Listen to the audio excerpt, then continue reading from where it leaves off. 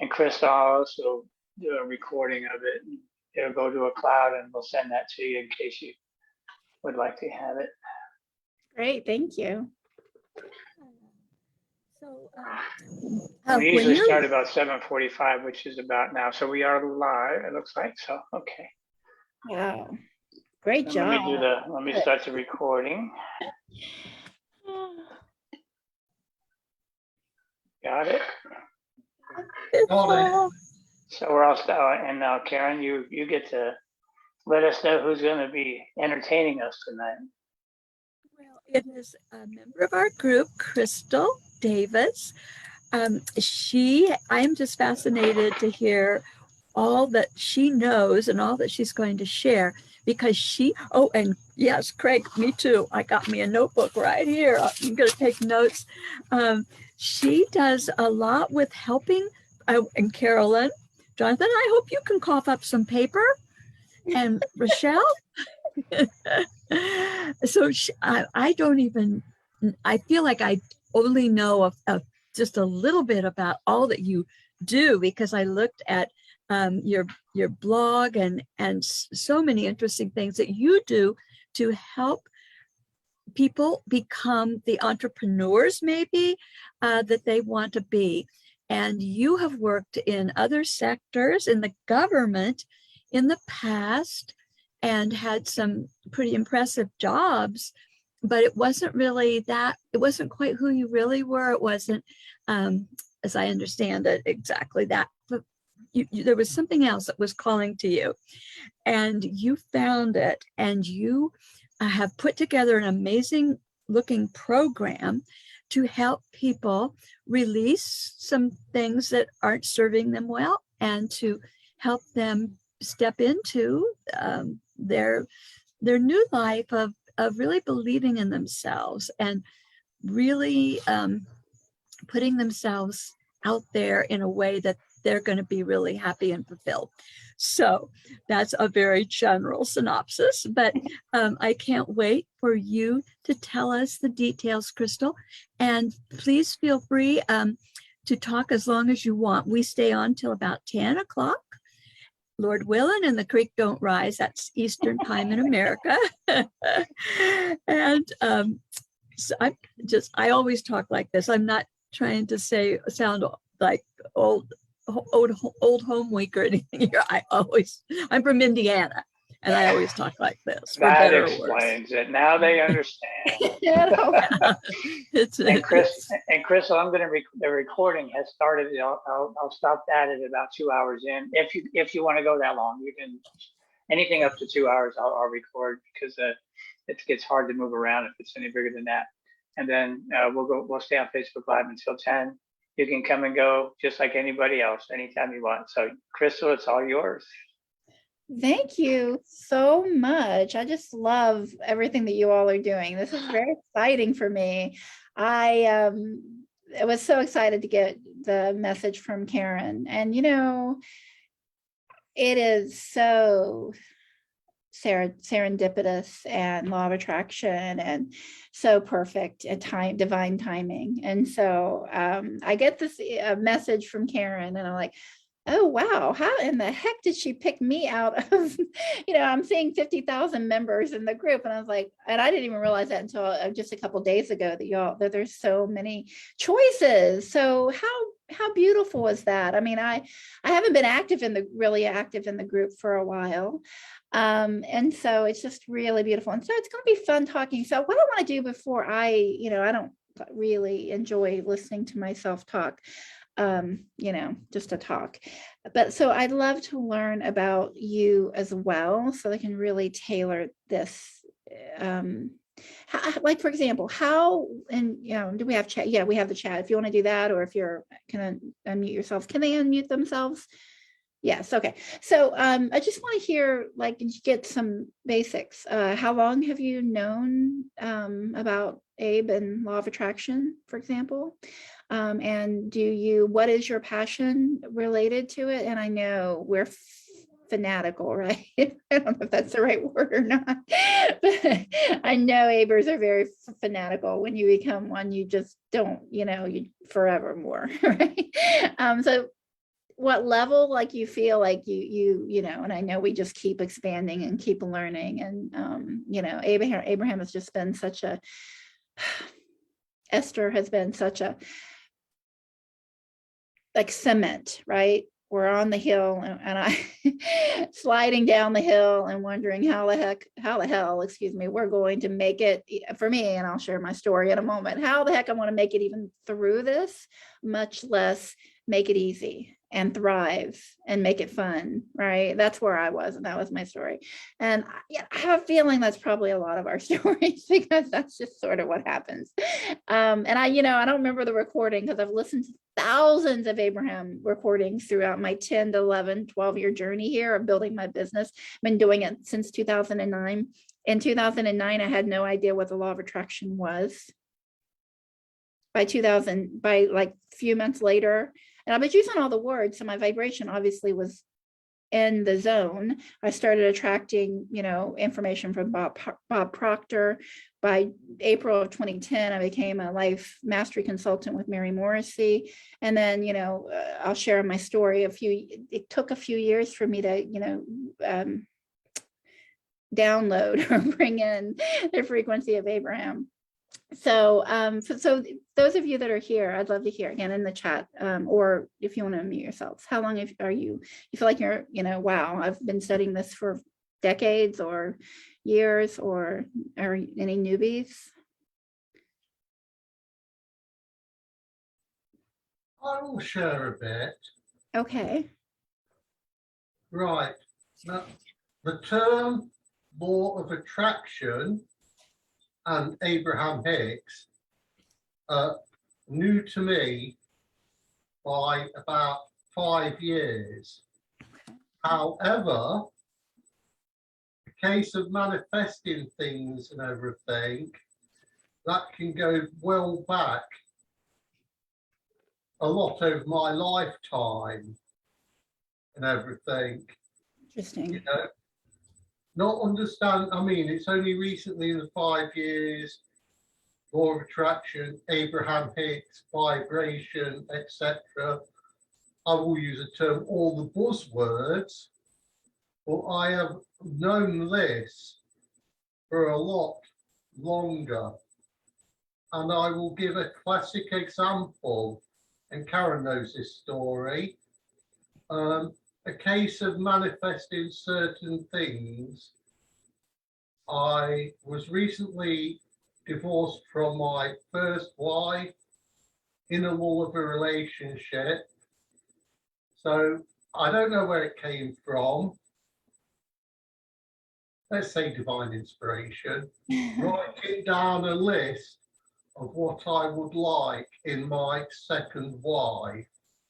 Well, not second wife, a relationship. Let's say relationship. So I wrote this list out and thought nothing of it. And then suddenly I was talking to a young lady, and it was like one after another. Everything on this list was like being ticked off.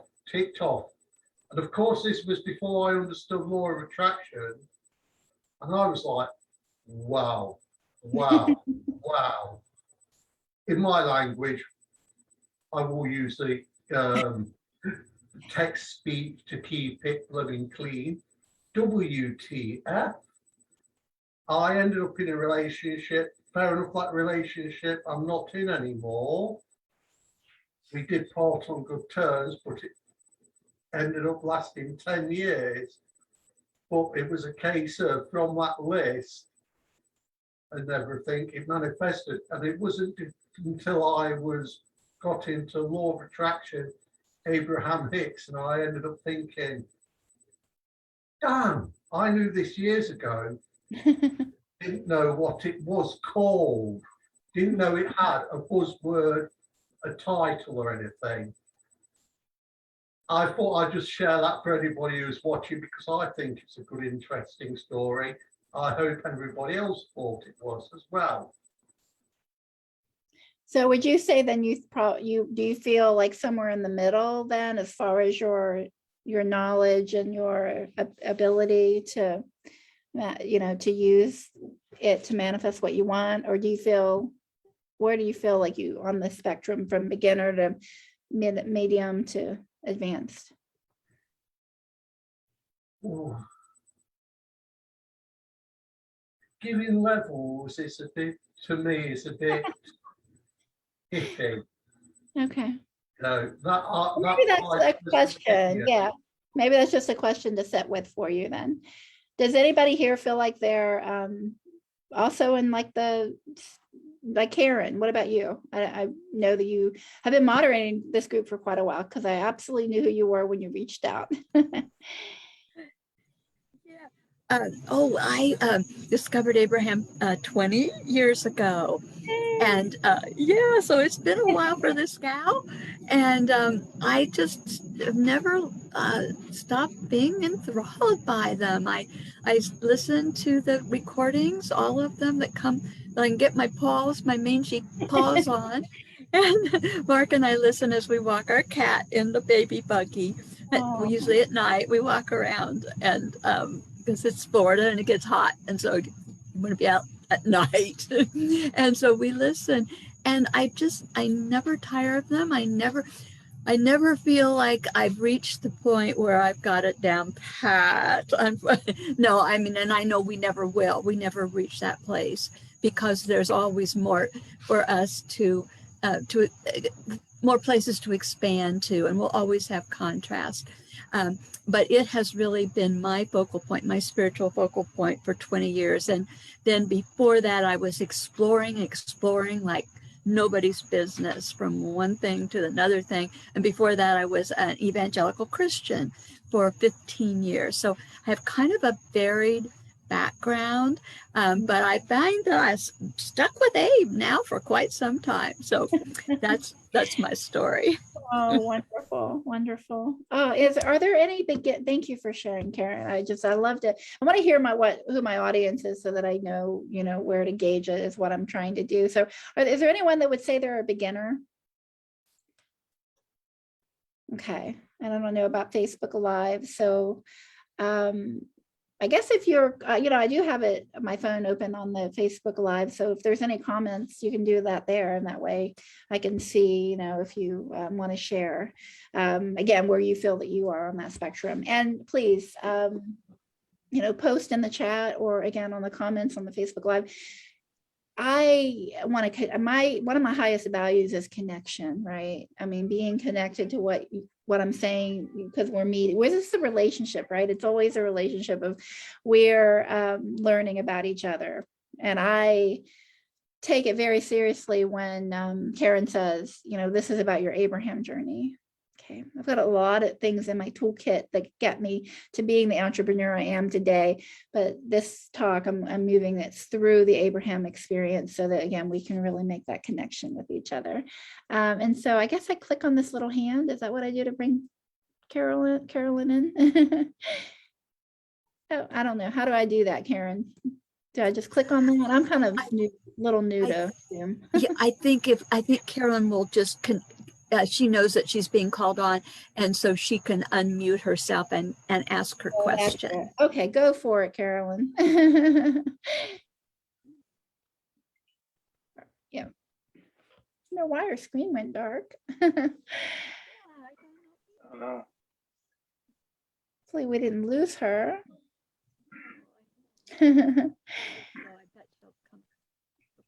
Yeah. Okay. Craig's a friend of hers. She's still there, but faintly. Oh, okay. Maybe it's signal related then. Okay. All right. Yeah. Okay. All right. I'm going to take a drink of water here, and then I'm going to go ahead and go into the talk itself. See, this is one of those times where we're supposed to be able to feel her. Hey, that'll work. Love it. There you go. There she Maybe. is. So Carolyn, I've called on you. You went black for a little while, but we thought you're sorry, Crystal. A phone rang, and I'm thinking, you guys are hearing the phone, and there's a delivery guy coming to drop off a double bed, And now he rings and he's going to be here in 20 minutes. No, I was just going to have a chat to you. But I will, the law of attraction for me is still very much,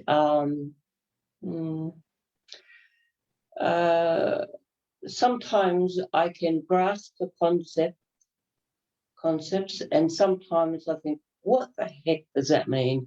And a good example would be in the vortex. And I just think, it's all too hard. I just put it away for a while. And then I just mosey along.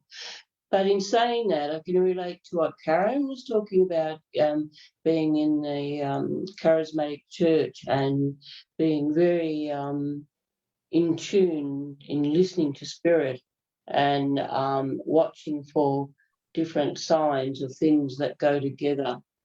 So I think there's a real crossover, and I would be interested to hear what Karen says about like a marriage between the learning of Christianity, of charismatic belief, and the Holy Spirit, and listening to spirit and bringing that in with the law of attraction. Sometimes I just think they intertwine. That makes sense. But I know there's some hard and fast people that will say, don't even go there, girl. It's two different things. And I accept that. But for me, I just go, okay, I can understand that's the law of attraction, how that works. And then I think, okay, let's look back here, and then I can see something back there from Christianity stuff. That's it. Oh. Thank you. No, that's a great question. That I understand that question. I was raised Methodist, and I actually had the far right religion, the far right fundamentalist viewpoints that I was around, not in the Methodist, not with my family, but I had family members that were. So that's a spectrum, right? That spectrum between the traditionalism of it, that we need to, if it's not written there in the Bible, then I actually had a fellow years ago tell me that, and it was, again, I wasn't even saying anything controversial. I didn't think I was. And he was like, well, if it's not written there, it's blasphemous and all this, I was like, whoa, where did that come from? So, but I think, attracting things like that is like, oh, that's, give again the contrast. And if I want to start there as far as my Abraham journey, and I don't know how to clear does anybody? Okay, if you can clear it, thank you. Thanks. So that's a really great place to start. And I love your question, Carolyn, because I can absolutely bring a whole different perspective to that. For me, it's actually about the emotional journey. I actually focus on the personal, emotional journey to self-awareness and there's a healing part, which I know is in Abraham, so indulge me in that. But the inner work that we do to help the part of us that is not the higher consciousness. So I'm going to be bringing two halves together tonight. And absolutely, I've been in business over, since 2009. And big part of what I've been doing is bringing these two halves together, which is the higher self and the lower self, or what we call ego.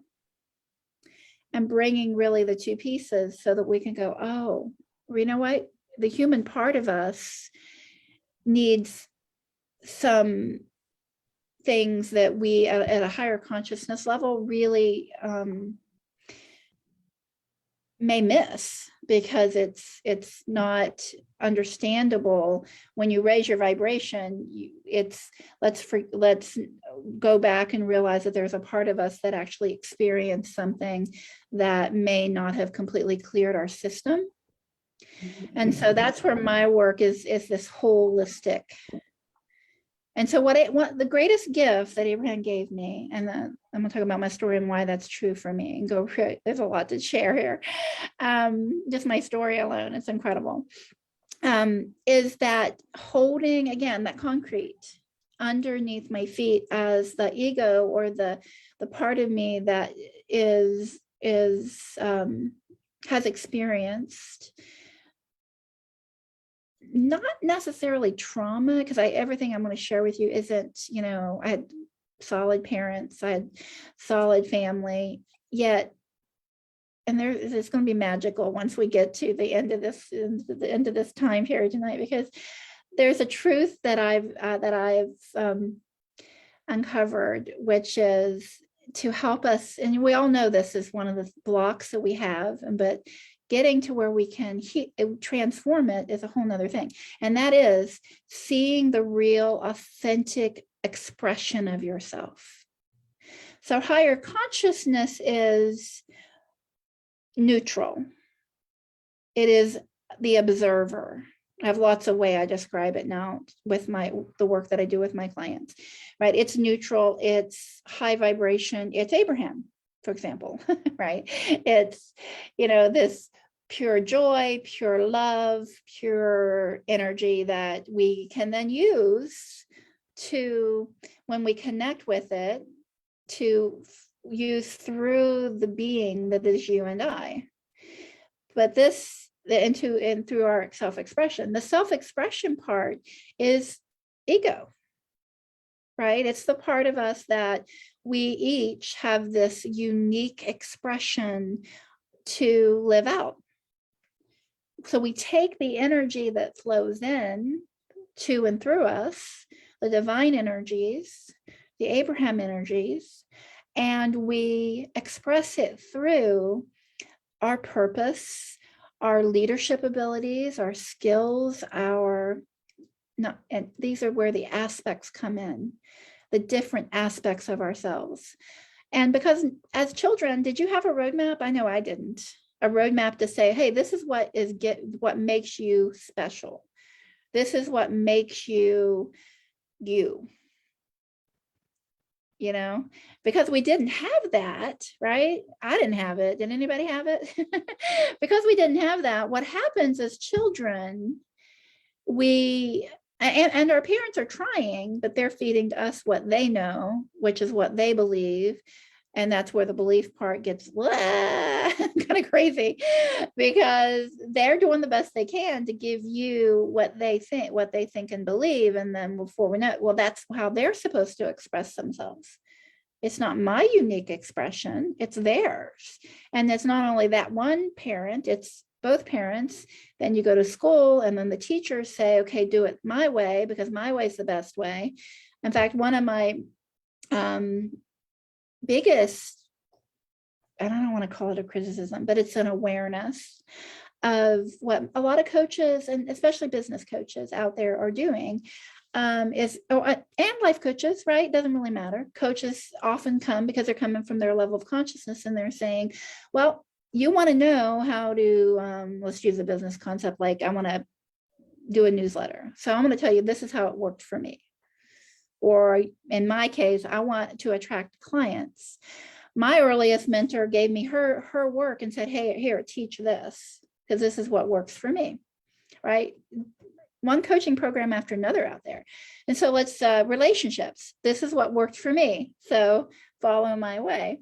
But when we come back to the fundamental roadmap of I'm different, and I call it unique brilliance. Karen's different, Mark's different, Carolyn's different, Jonathan's different, Rochelle's different, Craig's different. If there's anybody else here, you're different.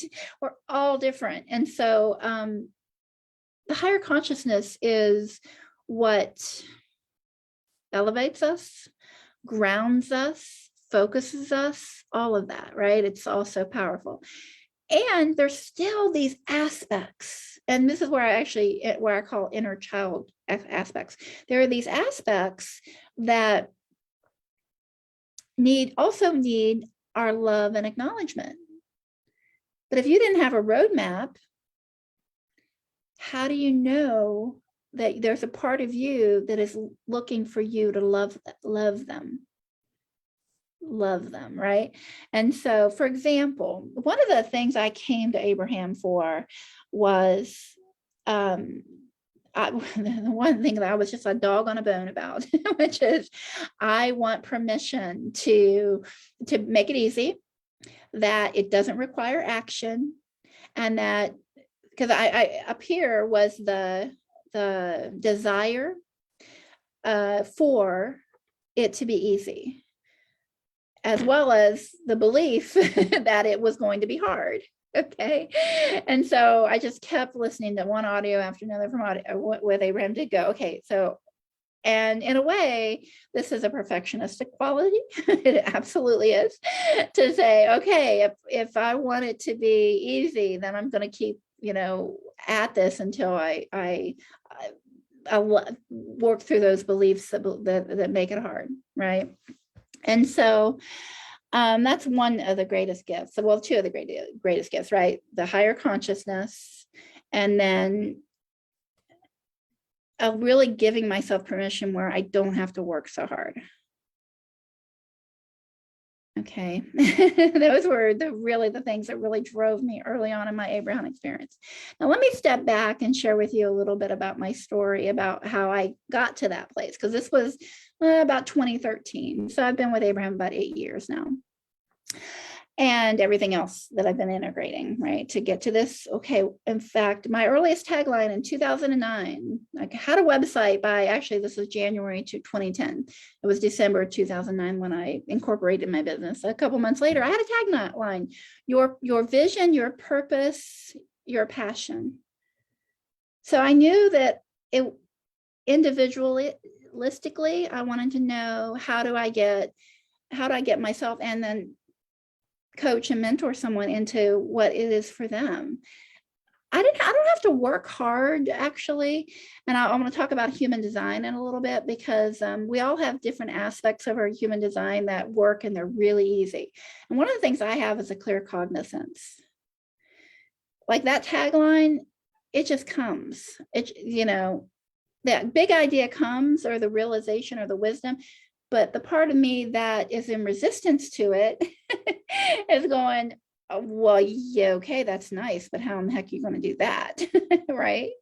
And we all have these things where we have these gifts, especially if you're a visionary. You have this gift, and then you have this other part of you that is, it's like this, right? The gift is there, but then the other part's coming in to go, let me wipe that out, because I don't believe that possibly can work. I don't know. I don't believe I can do that. Right? Think about yourself as a child. Were there certain things maybe you were afraid of? For me, I was super shy. I really was very awkward in conversations. So that's important. So you mentioned my government experience. I spent 17 years in the United States federal government. And I actually started with the Treasury Department, worked my way up. I was doing really well. I had a 6-figure government job, 6-figure income, making all the money in the world. For me, it was enough. And then I moved. I decided to leave Washington, D.C. and come home to West Virginia. Not very far. It's like 4 hours away. And I started working, believe it or not, for the FBI. And the FBI is,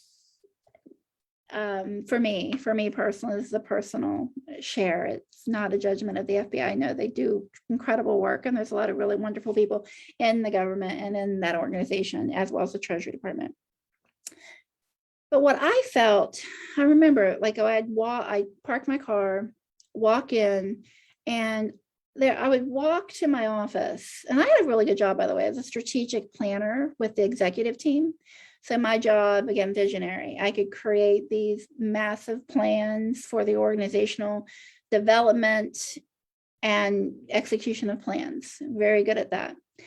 Yet I would walk in every day, and I'd walk down. There was like a corridor, but then there was a window into the cubicles. So I'd walk down past, I don't know, let's say 40 or 50 employees, so they could not see all of them, but in this area I could see that there were people sitting in there. And I literally would walk by, and it would just touch my heart every day where every day I would walk in, I would feel like I could see them as well as myself checking our souls at the door to do that. What somebody else thinks is important, we're going to do this, go and do the monotony of, whatever somebody tells you to do. And more importantly, what it really is not feeling. There's three things. I don't feel seen, I don't feel heard, and I don't feel understood.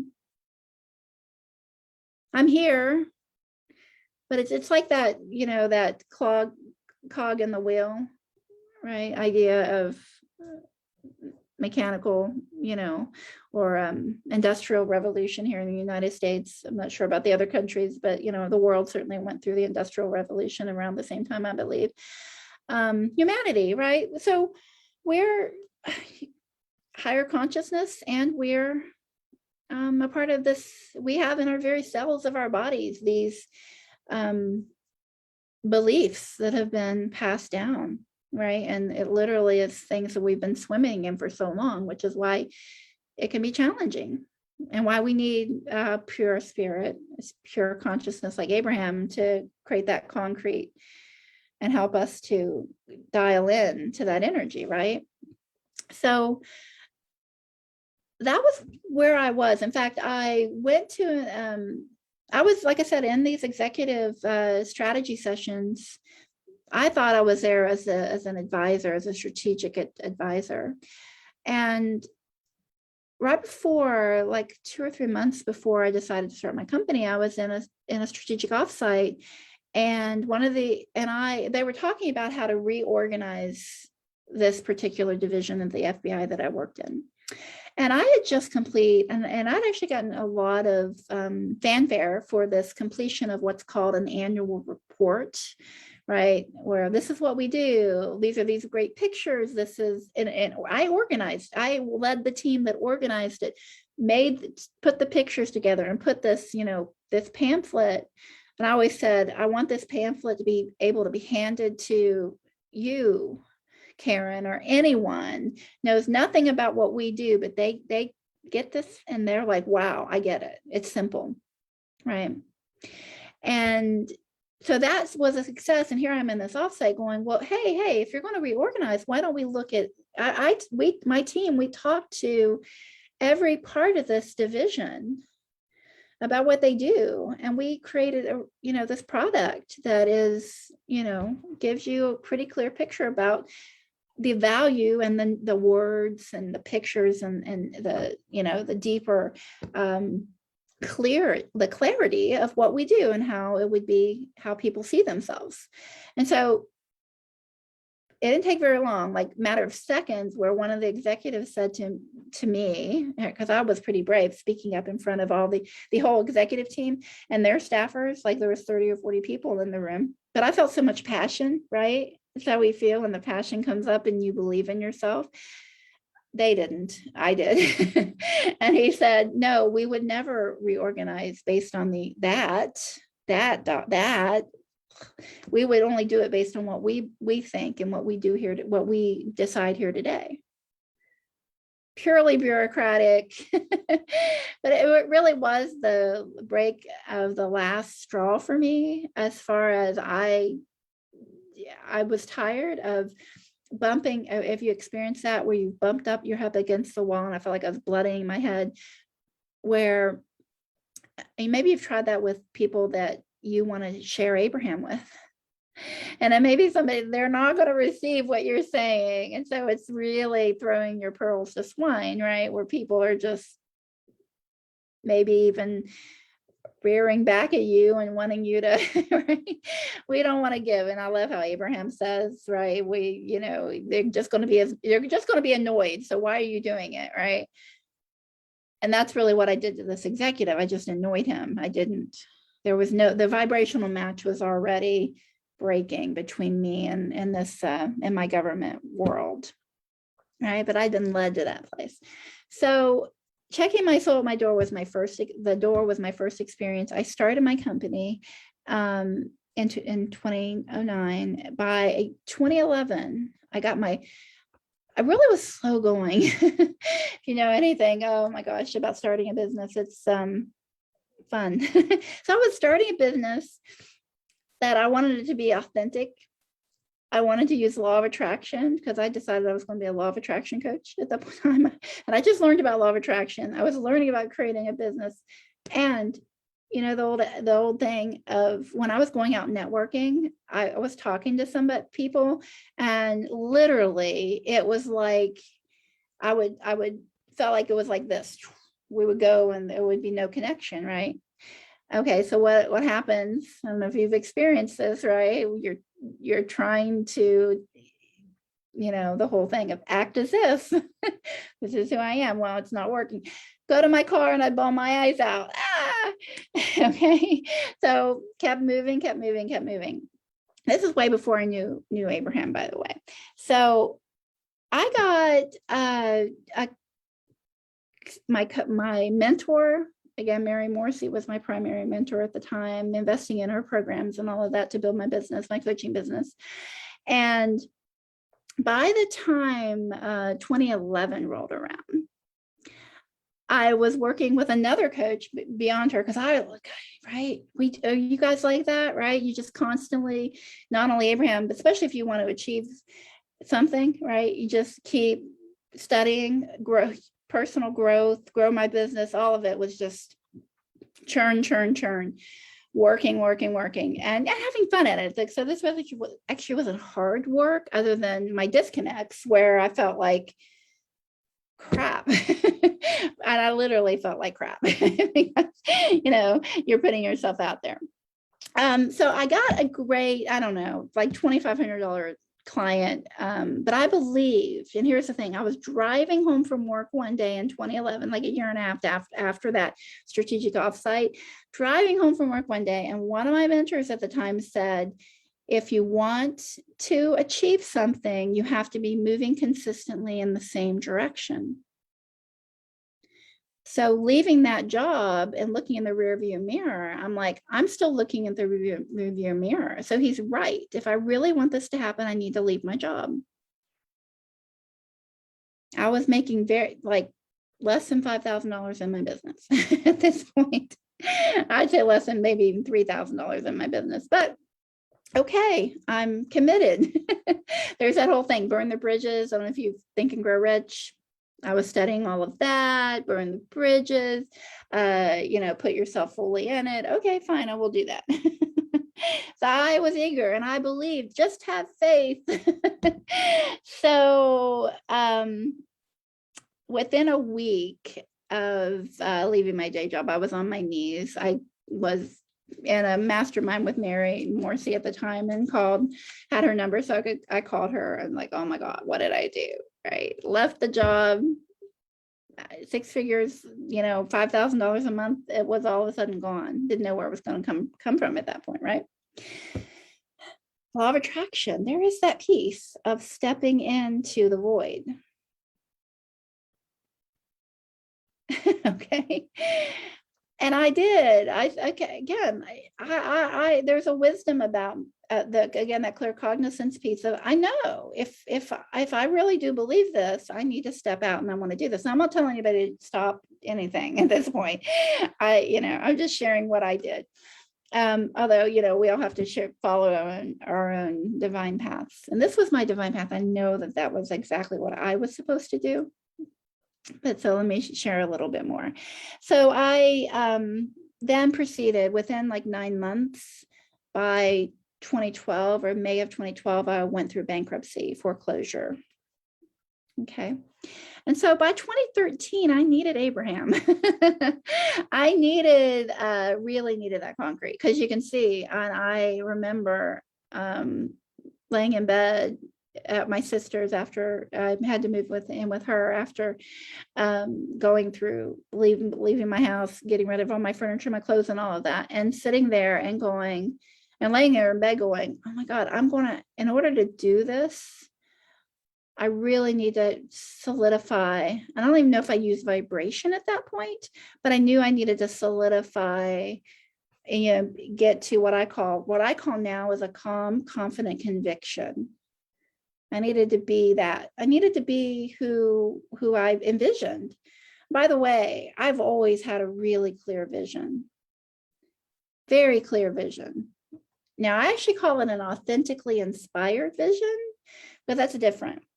The inspiration, desire being of the Father, or desire being of the universe. It actually means desire actually comes from the Greek. It means of the Father, but we know it's Father, universe, source, whatever we want to call that. Neutral energy, right? So the inspiration kept guiding me. So that's why and I want to share with you my human design and how it absolutely, I felt better. Remember how I said I was checking my soul at the door when I worked for the government, when I worked for the FBI in particular? I actually felt better in conflict and crisis than I did with checking my soul at the door. But that's actually authentic for me to get to be that trailblazer. And I'll share with you where that is and how, when you understand your human design, a lot of the things that we struggle with is also it's higher consciousness, and Abe's just grounds that beautifully. And it's also this other part of us that is simply, again, wanting to be seen, heard, and understood. You see, it wasn't the executive that couldn't see, hear, and understand me. I couldn't. So you know what? When I left the job to go and be out in the world, whether it was networking, social media, doing talks, whatever I was doing, it was me that didn't see me. It wasn't other people, right? Because if we can't, we're never going to get a calm, confident conviction if we can't see ourselves. Does that make sense? We know this about athletes, but we seem to, when it comes to other things about manifesting, we completely put blinders on about it. It's like we don't make the connection between knowing ourselves and the manifestation. And I can manifest money, I can manifest all kinds of things, but when I linked it, my desire that was coming from my divine purpose was vision, purpose, and passion into building an authentic business. I don't know a whole lot of people that even still today even coach that, right? And help us to, they kind of say, okay, here's a template, just do it. But that's where Abraham is so powerful for me, because I was integrating and going, but that's not law of attraction, is it? To say, I'm going to give you a template and do it my way. That's not law of attraction. That's not me vibrating with my ideal client and serving my authentic purpose and path. That's theirs. It worked for them. They figured some things out to get there. And so again, I was like, oh, keep questioning, keep growing, and it absolutely has worked. So my main problem from 2013 to now, that I've worked through is attraction of ideal clients for my business, right? Because I kept getting, and actually by 2014, I was making over $50,000 US dollars a year in my business. I was speaking, talking about law of attraction, but it was just talking, coaching. But then I would get a coaching client, and 3 months into it, they're like, oh no, I don't really want to go for that vision. And then off they go, they're gone. See how the money, the consistency just wasn't there. And so what happens is, if you're anything like me, I think it's pretty human quality to say, well, if this isn't working out, then there's something wrong with me. Right? It's not meant to be.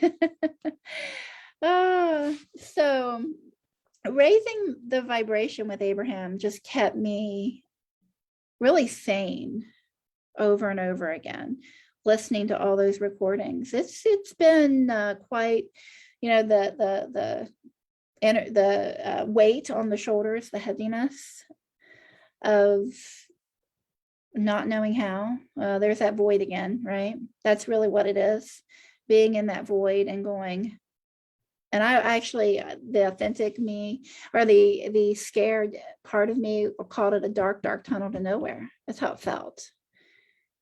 Because the mind, it gets more comfortable knowing that that money is coming in that form of that paycheck. And it gets more comfortable in knowing. Oh, and an important piece that I want to share with you too is that by 2013, not only was I manifesting Abraham, had manifested Abraham, I had also manifested a friend of mine could channel. And when she channeled her inner being, which I don't think she didn't have a name for her inner being, but this higher consciousness told me, well, it's because you're here to awaken souls. It's like, oh, I don't know what that means, but oh, that sounds like me. It sounds like me. Again, I can kind of get that that's why this has been such a struggle. How do I do that? And what does that mean? Well, a whole another thing. Okay, so that's the story that led me here. And now I want to move in and actually share with you what I learned as a result of that journey. Because let me a little bit further in the journey. By 2016, again, 2014, 2015, making over 50,000 in my business per year, and then by 2016, I had lost one of my clients who said, you know, in a way, you suck. I want a refund. I don't know, you know, and this has been a waste of my time and all of that. And so by 2016, I said, okay, again, I'm a pretty committed person. Commitment. If I really believe in law of attraction, it's like I knew that, okay, there's this resistance. I don't really understand where the resistance is coming from, but I know it's resistance and I know it's inside of me. And I said, I'm going to do this. I'm going to do this. Right? And so by 2016, it's like, okay, I'm staying in this work. Yes, still listening to Abe. Yes, still, but yet there was still a part of me again that I couldn't figure out why. When I'm raising my vibration. I believe I'm raising my vibration, but yet what the heck am I missing here? And I actually did. I have a client that's worked with me actually since 2013. And she's just been coming right along with me. So I've always had some income every year, but again, 2016 was probably the low point. And then from there, it just kept growing as I built this system that is quite unique. And then again, I want to share that with you all. But thank God for Abraham, because I wouldn't be here without that support, right? Thank God for the resources. For me, it was like a lot of YouTube videos and audios and the groups. My gosh, going to your groups and just reading, like my Facebook wall, even today, when I go down through there, it's all this positivity. It's all these messages, and the messages at the right time. Oh, when I fell in love with license plates and my angels, and don't let me forget my angels and my fairies and all the support that the universe just kept giving and giving and giving to say, I saw, what year was that? Probably around 2016. I was behind a Ford Focus. So Focus. And it had a countdown on it. 5, 4, 3. And I'm like, okay, universe, I get that. I need to focus. And I'm moving in the right direction, right? Because it's a countdown. And you know, if I knew all the steps it was going to take to get me to do, I don't think, right, we wouldn't do it. if we knew all the steps. But some of us, you know, I thought a lot about, because I know Abraham's message, and I know what a lot of people say, and I had to do a lot of thinking about again, bringing this together. So I'm excited to share that next piece about how this all fits together.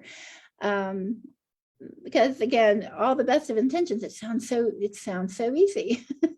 If you just focus on what you want, hold the vibration, boom, it's there. Well, for me, it was a little different, but oh, and that's why Abraham says your inner being takes you through what you need to go to get you to where you need to be. So it's my journey has been very synchronistic and beautiful. And yeah, the part of me that was in that dark tunnel was so super scared about it all.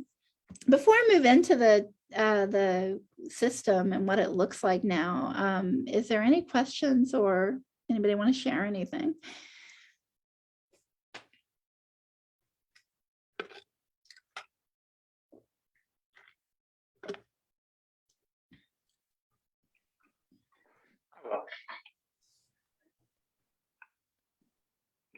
You asked earlier, you asked a question, does anybody, when they were a child, did they, I guess, my recollection of the type of question it was, did you feel like you everything was okay or whatever? But in my case, yeah, my journey started about a couple of weeks before I was born, and my mom had a visit from an angel that told her that this child was going to be special. Mm. So somehow she vibrated that from the very beginning as I was being before I was born, and I somehow picked that up. And life has always been easy for me, always, always, always. I've never been afraid. I just never don't understand that thing. So I know that I'm pretty. You said everybody is unique, and I absolutely, amazingly agree with that. And I know that I am unique in that way. So there are a few exceptions, and I've met a few people that have similar things. So I've done a lot of things. Never been shy. Never been. I'm always the guy that whatever. I've just always been the guy. I was the leader. I was the smart kid in school that made everything was easy, and life has just been easy for me forever. Life is easy, and always has been. And so it's interesting. You might think that I don't resonate with the word somebody having a desire to make life easy. For me, it feels to me like I really understand that even more, because I know that it has been consistently something. And my advantage was that my parents never, ever, ever even came close to trying to disconnect me from my inner being. They never used a word. They didn't do anything. They just trusted that I knew.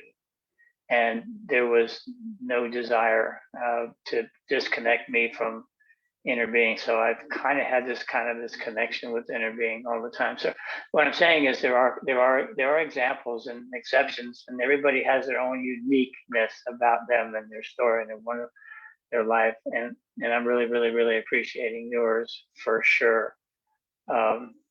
I always, I get excited when people are, because I've always been a coach all my life.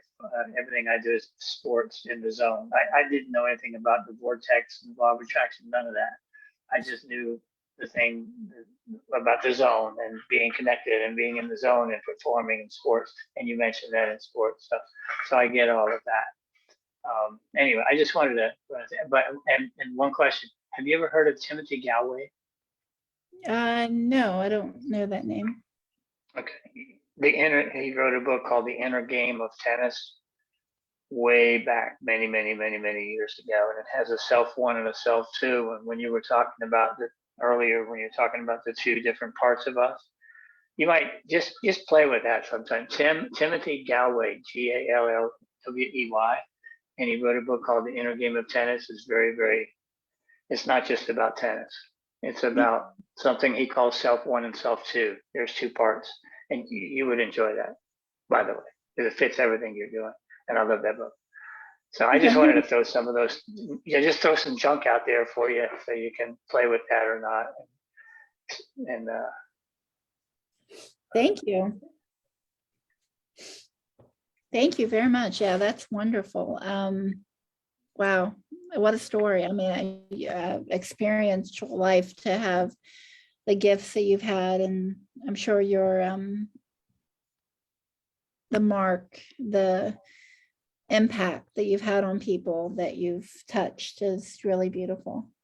Yeah, and I've been playing with Abraham for 20 years because Karen has been playing with Abraham for 20 years, and we met around around that time. So somehow it's the magical, wonderful, most special thing about Abraham.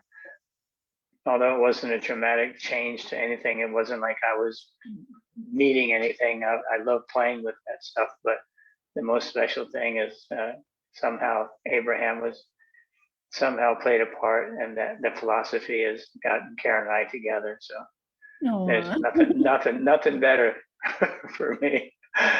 She introduced me to Abraham, and that was wonderful. Okay, I'm done. I'll let you go on. Wanted to share a few things. Beautiful. I love it. Thank you. Thank you for sharing. Wonderful.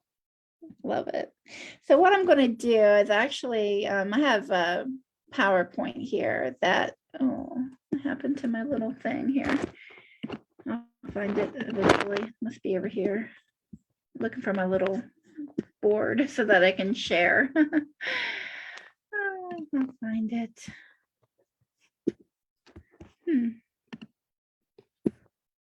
Usually, now do I just move the picture? Okay, I'm not sure why it's not on my computer. I had it a minute ago, but then hold on just a sec. All right. Gotta love Zoom sometimes here. So what I wanted to do is share. Oh, no, maybe if I go to my desktop. No, it's not there either. Anybody know why that wouldn't be coming up? Strange. Because I have my PowerPoint open, but I don't know how to get it to, like, that little bar. Are you seeing share screen somewhere? That's what I'm saying. I'm not seeing that. I know that that bar, should be up top, but it's not there now. Are you on a computer or a laptop? What are you on? I am on my computer. Yep. Is it on? It's on the bottom of mine. Yeah. Share screen is on the bottom when I move the cursor around on a PC. So strange. I'm used to teaching classes this way, but it's usually like right up or down, somewhere. It's just not coming up. Weird. So share screen isn't showing up anywhere? Yeah, that's what I'm looking for. I don't see it. Strange. Move your mouse around. I'm going all over the place. See, I'm like this. I mean, it's not coming up. Jonathan, do you see, if you move you're on a computer too, right? Yeah, I'm If on you the move your- computer. If you move your mouse around, do you see the things on the bottom, the share screen? Yes, I do. Okay, I just wanted to make sure it's still on, because that is an option in Zoom, and I do have it on. I just wanted to make sure it didn't somehow get turned off. So yeah, it's. Yeah, it's like it's not there. You know what I mean? It's like it's not. Let me try something. Yeah, I'm like I said, I'm used to it just being like you got the little boxes with the people, and then you've got the separate box. Hold on, let me. It's not along the bottom. No, it's not. I'm disappointed if I can't find a way to share my. I honestly, I don't know at this point. Hopefully, I don't want to lose you all. Is the other thing. Strange. I'm gonna just throw something out there. I'll make you a co-host, just so maybe your computer thinks you need to be a co-host or something. Oh, you yeah. see something about co-host? Not yet.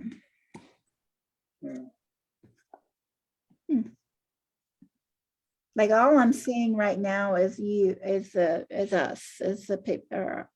people. I'm not seeing anything beyond that. I am so sorry. I have no idea. Like I said, I use Zoom to teach, so it's like it's usually pretty simple. There it is. I'm back. I found it. Good. It came back. Maybe I don't know what happened. And it was not, well, maybe it was me. I'm not going to blame anybody. I don't know why that wasn't, because oh yeah. So see, I have to open I thought it's on the Keynote or whatever on my computer. I have to open that first before I can share it, which is what I was doing as I was listening to you wrap up. And then Okay. now, yeah, I couldn't find this a minute ago. I don't know. Who knows? Okay, we're ready to go now. We're good then. All right. Yay, thank you. Can you see my PowerPoint? Yes. Yes, I can. Okay. Sorry. Makes it fun. Got to do something different, right? Okay.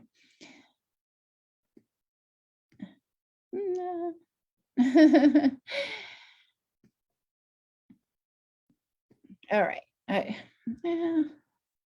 Sorry, I'm trying to move the box with the people in it now, and it's not doing that either. Hold on, let me go back. All right. All right. Well, I can see enough of it. I can't see all the words that you can see. Oh, I do have it on my phone here because it's on the Facebook Live too. But anyways, this is one of my presentations. I actually give this is a webinar that I use. So I'm just going to hit on pieces of this so we can look at what I've learned through this entire, and the piece that, okay. So Abraham, what I use that energy for, and the work now, and how I've integrated it with this healing work. And I know that, I know there's, quote, nothing to heal yet. From the inner child's perspective, there is. From the higher perspective, all is well. I get that. So what we're looking at here is how do we, again, this is written for entrepreneurs. I apologize that, for those of you that aren't, or for maybe nobody here is, I don't know. But what I've done here is, which is one of my gifts that I've learned through this journey, is bringing it into this 360 where it's spiritual, it's business, and emotional, bringing all of that together. So when you're a business owner and you're struggling, as I was, to attract ideal people, what we want to do is really get clear about, well, where are you focused? Right? If you're not getting what you want, then how do we move you help your inner child, that aspect, right? Turn it around and see the gift, see themselves actually. Okay. And so by using that higher consciousness energy, what we do is, and I want to go through, let's actually go to that piece. That might be a better place to start. This is something a little new to me, since I'm usually talking to an entrepreneur company. So what I want to do is go back to the actual process, because that'll help us. So we can come back to this piece and my steps through it. This is more detailed that probably you're not ready for yet. Let's see. All right, so I've said this, right? There's these aspects that are part of ego, that again represented by inner child, that part of you and me that has a desire to be seen, heard, and understood. So when we're in that place, as I was going, whether it was in the FBI or going to networking or social media, wherever I showed up, it showed up with this broken mirror, or what I call a hidden mirror. We project upon other people, I have a need. And when we know, right, we know that if we're projecting a need, the universe can only bring us more of what we think we need, right? Basic law of attraction. So, however, but when it's buried or it's inside of us and we don't know that it's even there, what happens is we begin, again, projecting upon other people, like our parents, like other people in networking, for example. Well, I want you, and it's like, but wait a minute. I'm supposed to be the coach. I'm supposed to be here for you, right? So when we're living with the core wound of identity and we feel unseen, unheard, and misunderstood, that was the core. It's often called like the core wound of identity. Is everybody kind of familiar with that concept of, it's actually the Four Agreements by Don Miguel Ruiz, where the origination of the ego comes from.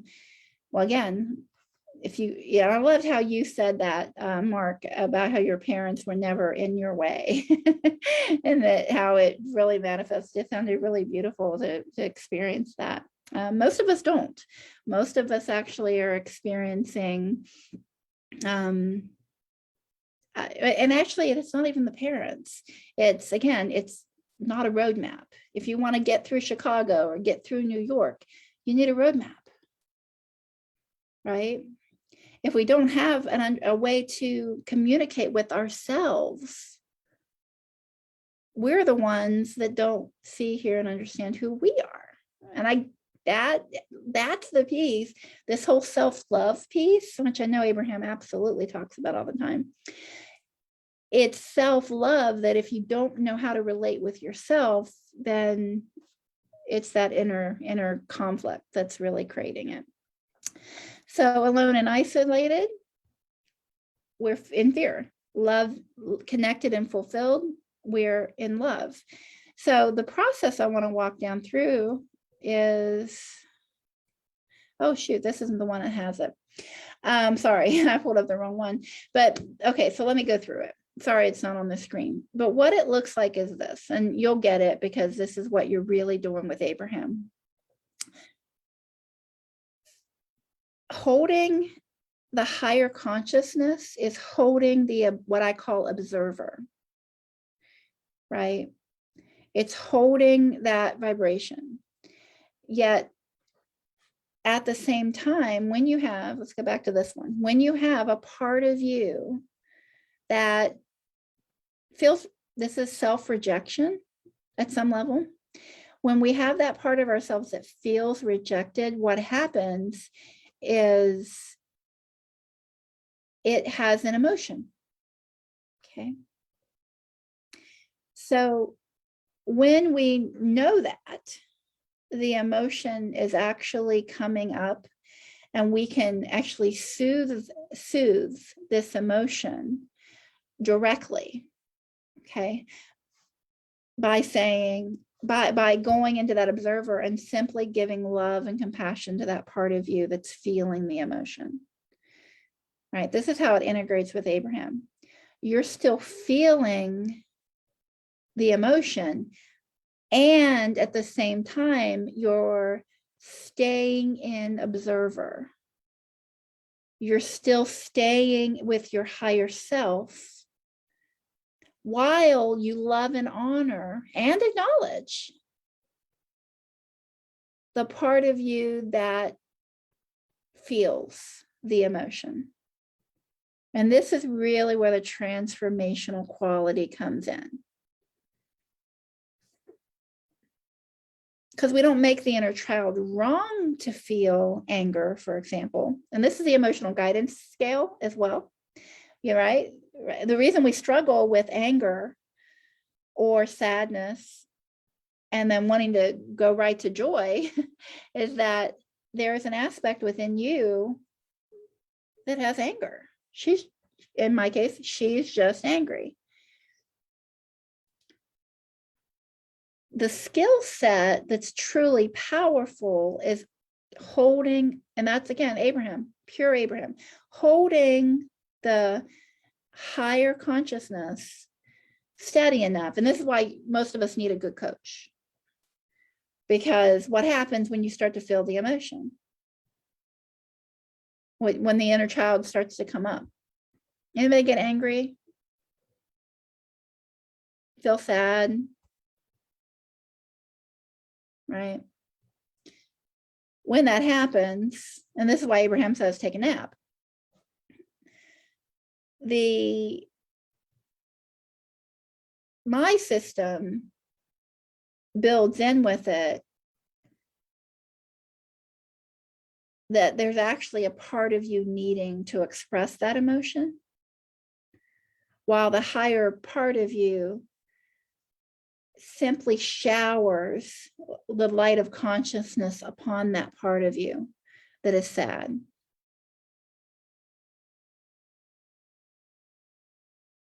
Instead of saying, don't be sad, because next time, right, law of attraction is like that, right? It just keeps coming around again and again and again. Instead of saying, don't be sad, it's, I love you just the way you are. And one of the things I do constantly with my clients is, and myself now, is I remind them constantly, you are the observer. In fact, we go and we focus on a particular part of your body and say, okay, where are you feeling that anger in your body?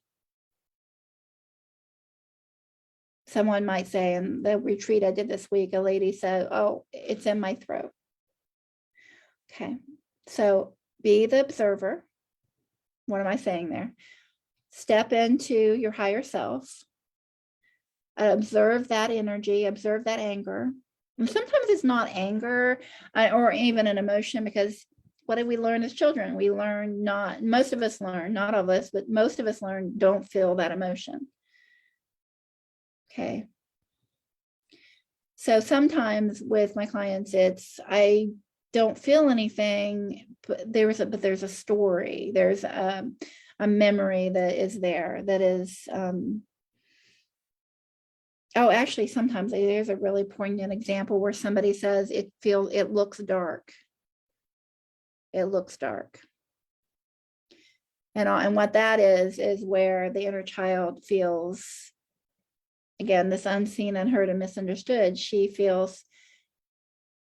doesn't feel safe yet to reveal herself to you. He or she doesn't feel safe to reveal.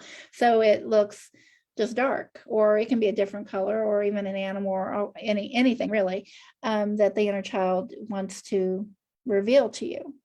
It just depends on how safe she feels.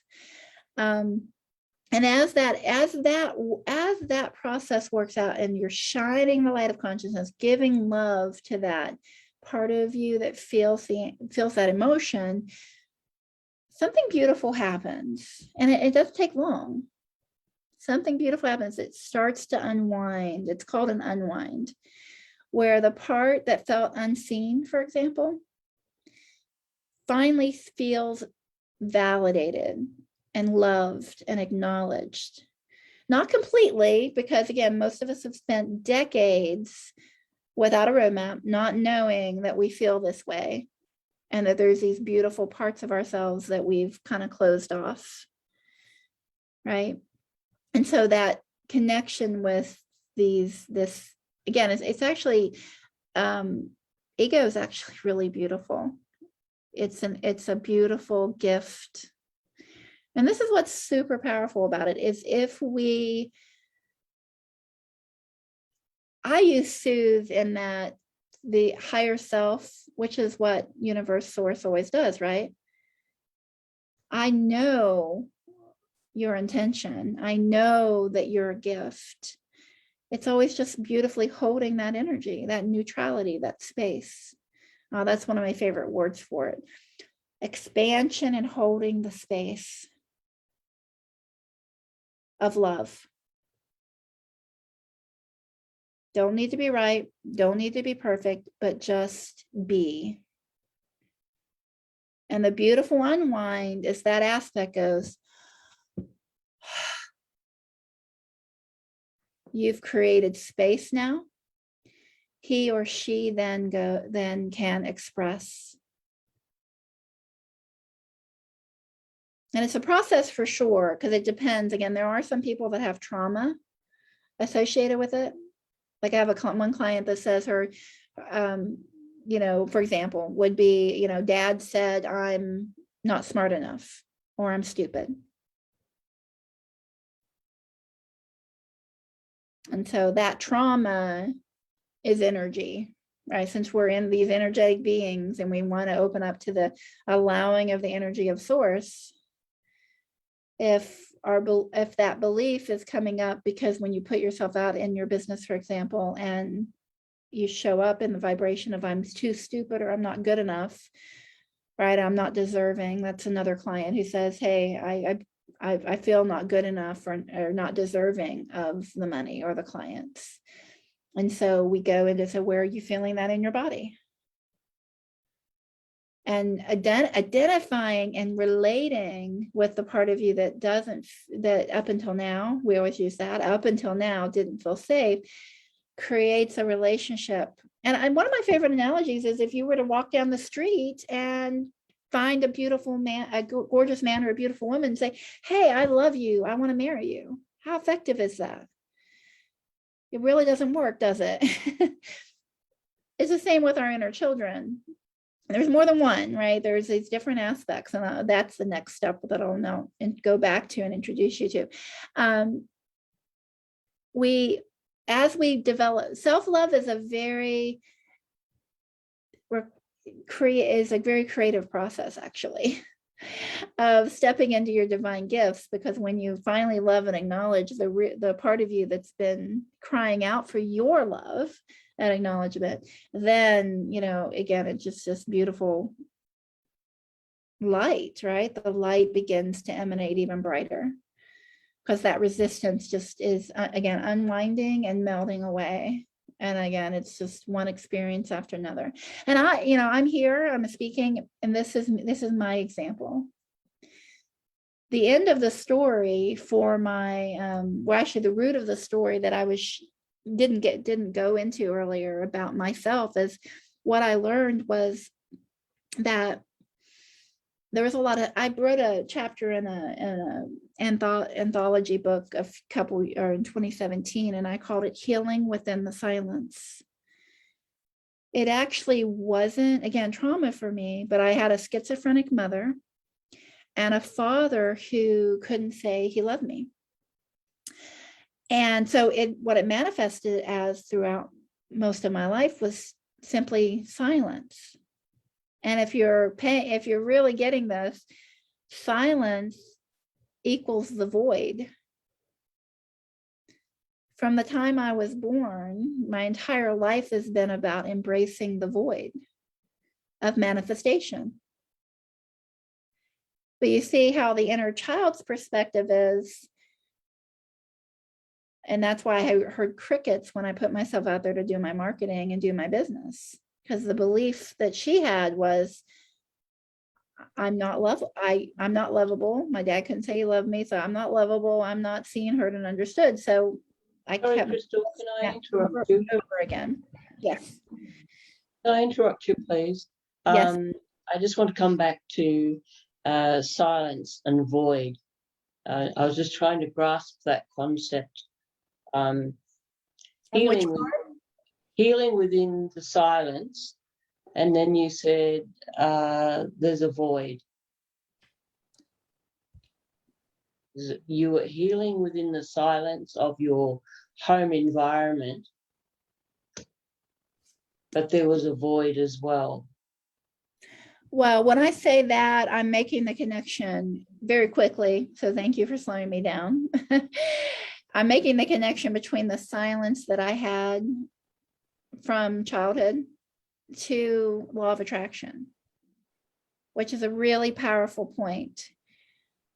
From the time I entered the womb until the time to today, my whole life has been about awakening myself to the void, to realizing that none of us need it, but we don't know that, need mom and dad to see, hear, and understand me, that I needed to see, hear, and understand myself.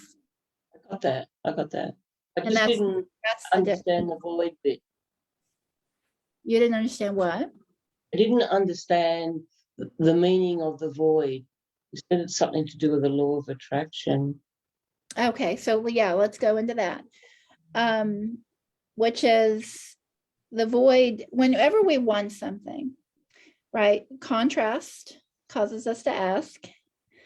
And then when we get in source answers, and then we get to step 3 and the allowing part, allowing is the void, where we're allowing it because we're relaxing into Oh, you're the void. relaxing into the space. Into the space. There you go. That's So it. the word void has a different meaning. So when you can relax into the space and wait for the attraction, wait for the energies to come. Yeah, it's that place where the past is over. What you want is not yet here. And in the void, that's why I say in that silence part, to me, that's the same thing, right? The Yeah. universe was always creating space for me to do my own manifestations. But because of my purpose, it actually manifested as in there's something wrong with me. Mm. You see? We have these things called rocket boosters, and in my experience in life is that they're like rocket boosters. Everything that I experienced was to be a rocket booster to get me here. Had I had parents that were out of my way, as Mark described, and my system is designed to help people that are awakening to their highest, these high vibration visions that are all about the age of Aquarius and moving from the Piscean energy and into the age of Aquarius, where we're awakening to these aspects of ourselves that frankly very few people know that are there. If that makes, and that's the part I haven't shared with you yet, is how to connect that transformational work to finding your divine gifts and bringing those things to the surface. Does that make sense? Like bringing the parts of you that have been rejected simply because you didn't know how, simply because you didn't know they were there. Okay. Does that make, I know that's, does it make sense though what I'm saying? Makes lots of sense, and I would just say this much. There are certain times we have divine gifts that we hold back on a lot until we get in contact with like-minded people. We have divine gifts we hold back on because we're scared of general people or even friends we have known for years. Just drop one word, freak or freaky, and everything, you know. Like you said, Crystal, you've got a friend who channels and everything, and I'm sure there's certain people that if they weren't aware of it, and she channeled, they wouldn't be listening to a word they were saying. They'll just be thinking, freak. That's the thing, you know. Yeah, that's a good point. That one of the reasons that we suppress these divine gifts is that mom and dad, in fact, and that's a big part of my story too. Mom and dad, coal miner's daughter. You know, the silence said, we're not saying there's something wrong with you, but we're not saying there's something right with you either. So those expressions of like I said, I'm claircognizant and just this inner knowing and have, you know, the psychological awareness that I've always had is like, but I couldn't express it with my parents because for one thing, and that happens for those of us that are here to guide humanity into an awakening, are placed with people that are not awake, which causes this, something's missing in order to elevate us, right? There's where the contrast is a gift. And that's another thing with Abraham that I absolutely have learned is understanding the step 4 and the step 5 of really embracing that. Okay, so this is happening, right? Go back to 2012 bankruptcy. Oh my, and the I call them knockdown, drag out fights with God, right? To today, where it's like, okay, contrast. Okay, not to say I don't freak out or get angry or whatever, but that there's a faster momentum. Oh, and one of my favorite, I was telling Karen that I wanted to share this. One of my absolute favorite Abraham stories that really just kept over and over again is the 80-mile-an-hour train. I love it, right? The hard on the contents of the train when you try to go. And that was me, I'm like, oh, great idea. I need to do this in my business. So I'm going to leave my job. So what I wanted to do, I want 80 miles that way. I wanted to go 80 miles an hour that way. Well, the train derailed. Right. And so that made that analogy just really helped me to go, oh, okay, be grounded. What's the next step and the next step and the next step? That's what the unwind is, by the way. When we have these parts of ourselves that are so used to the way how we've been. Yet, creating that relationship with ourselves. Yeah. Go back to the metaphor. Yet, when the desire outweighs the doubt, the train of desire will keep the train on the tracks. I'm good, and I know I am. Yeah. Yeah. And to get to that place, though, right, is quite an experience. Let me just say it that way. To build a desire, and I talking about, continuing to fan the flames of what you want when it's an ember in the beginning, and keep, fanning that flame and allowing yourself to become more and more balanced as you move forward. So let me go back. Hopefully it's going to let me do it. Nope. Now it's stinging me. Hold on just a second. So I don't know what Zoom's doing. My Zoom's doing now. Let's see, return. No, that's not working. Let me do.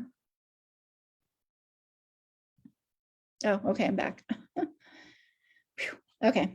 Yeah, it gets stuck and it makes that little ding ding noise. I don't know why. All right. Go back to the beginning here and take you through this. All right, so. Okay, stop moving. Okay, there we go. All right, so this brings us back to this. So we want to turn it around. And it doesn't really matter that what I'm talking about here is attracting ideal clients for business owners, because that's my passion and my purpose, really dialing that in. So I call it the turnaround because one of the things that we do is we say, if what we want is not what we think we want, we think we want, and it's children, right? It makes sense. We think we want mom and dad, we want their love, right? But what we really want is ourselves to be loving and compassionate people, right? For ourselves. Yet the turnaround, and this is where it becomes, wow, okay, so if I can love and accept myself, then can you see how, right, a good coach would be in that place of loving and accepting themselves, so that when they're in conversation or in networking or social media, wherever you are, that you're really are able to focus on other people. Okay. However, what most of us are operating from is these what I call unconscious needs. And I'm using unconscious there as we're not aware that we have the need. The need is manifesting, right? It shows up, and we all experience this where I need you to like me, so I'm gonna be a people pleaser. It's not about what I want anymore, it's about what you want. Okay. And it's interesting how we can do that, right? It's not about what I want, it's about what you want. So it seems like you're there for the other person, but yet there's all of these trying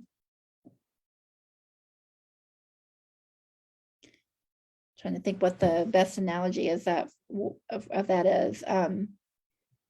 Conditions. There's all these conditions that we place on what, needing from other people. Love and compassion's my favorite, right? Compassion is, again, standing in that place of higher consciousness where it doesn't matter what's happening around you. You're not getting triggered by, I need you to like me. It's, in fact, that is what source does, right? That's that's when we're coming from higher consciousness of I'm going to be in neutral, right? So you can see where when the wound is manifesting in your life, there's all these conditions. There's all these, well, I must work hard. I must do more. I must do what you want me to do, and all of that. And then we leave ourselves and we're not in that unconditional loving place. Unconditional love, another one, right? Compassion, unconditional love. All right, so this is the gap that I'm helping my clients to navigate. Okay. You, again, with coaching, you really see where that can be a major problem. Okay, so this is an example of human design. Now, let me actually, okay, yeah, let me stay with this example. I'm going to show you the entire birth chart. These are birth charts. This is something that you get, every one of us has. If you run it, you need your date of birth, time of birth, and place of birth. And you can run your birth chart, and within that birth chart, I can actually drill down to see which aspects of you is needing your love and acknowledgement. That's the key to self-love, right? To where you can get to the place of neutrality. Right? The need that's manifesting is coming from a part of you that needs you to love it. But if you're not aware of, if you don't know what you don't know, you can't give it to it, right?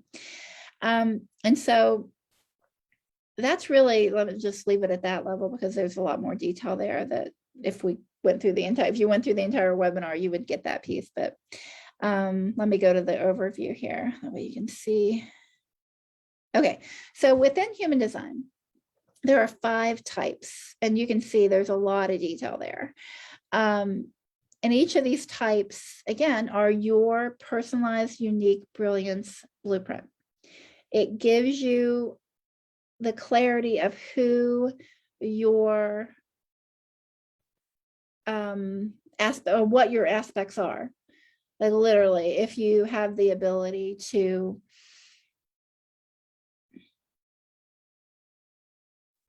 some of these designs are very different. Like if you have the again, the ability to work a 9 to 5, for example, you would see that there.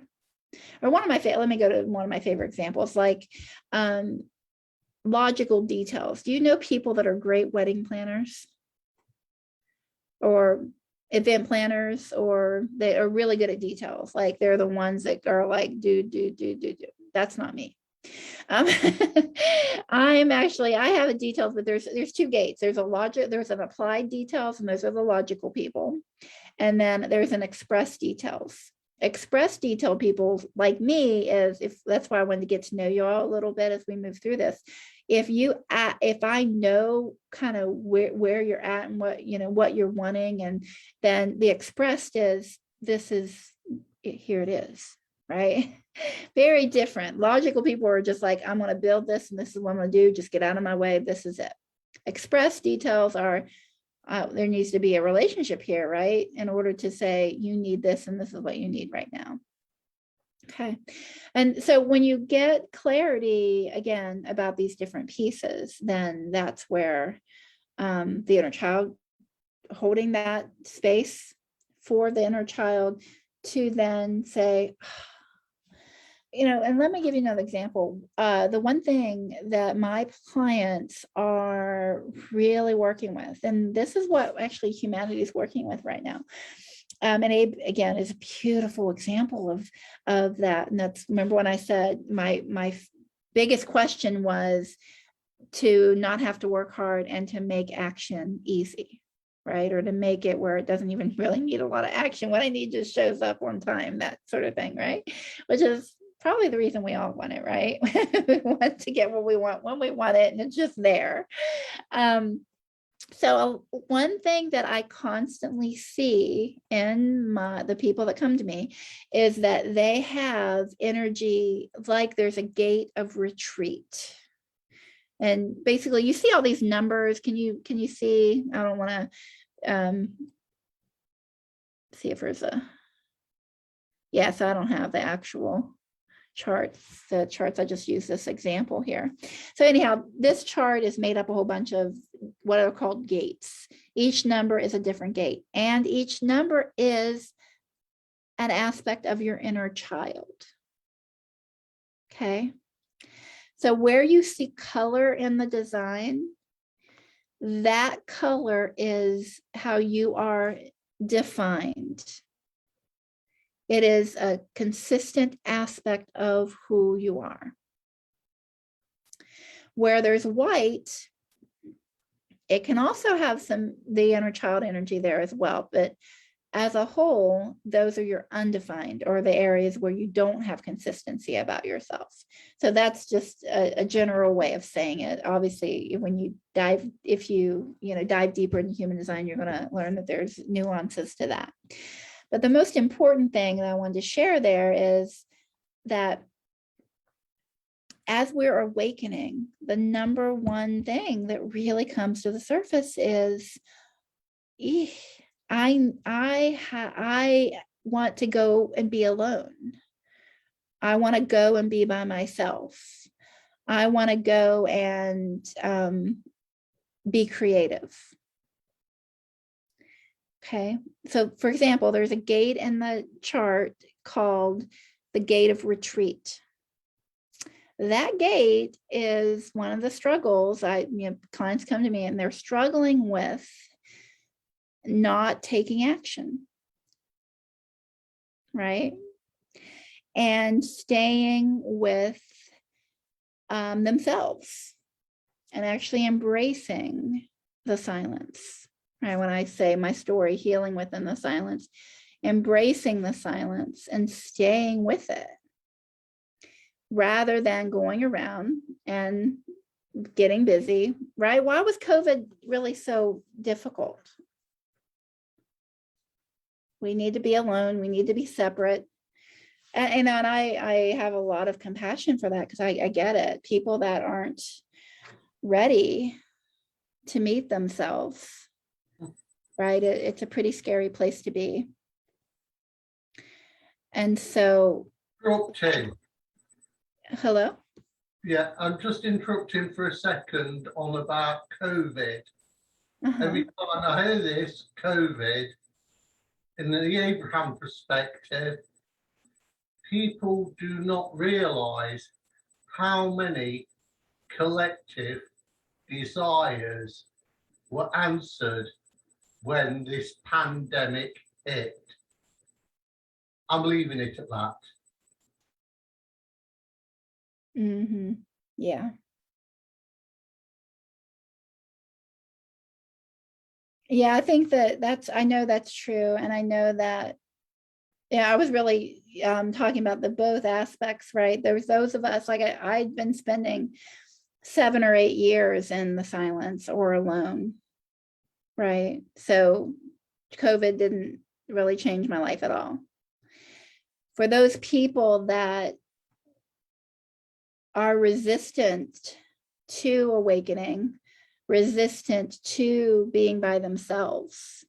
There are, I love how Abraham says the islands of people, and that's where they're at. That's their island, which is, it's better to be around other people and be active. And I being alone is scary. Okay. So really, how do you know you're awakening? You're awakening when being alone feels better than being with other people. And some of us get dragged kicking and screaming into that because it's so foreign and so different than what we're used to. Okay.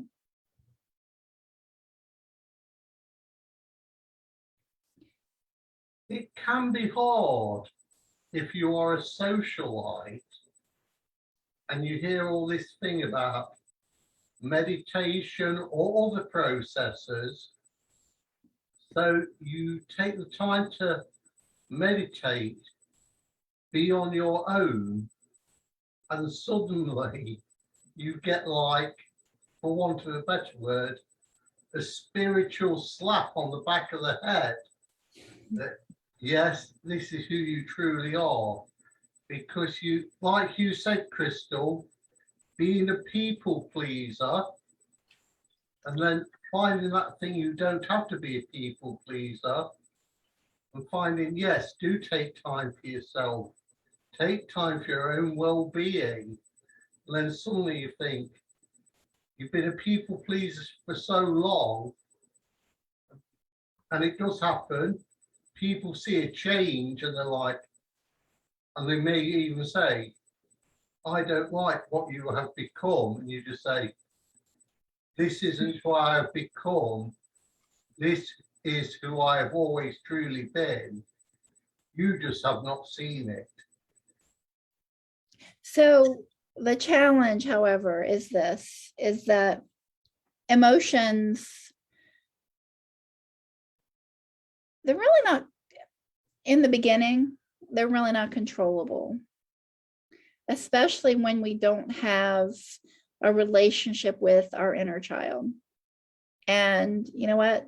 The thing that took me, one of the things that took me the longest to truly understand is how scared and afraid our inner child is to express.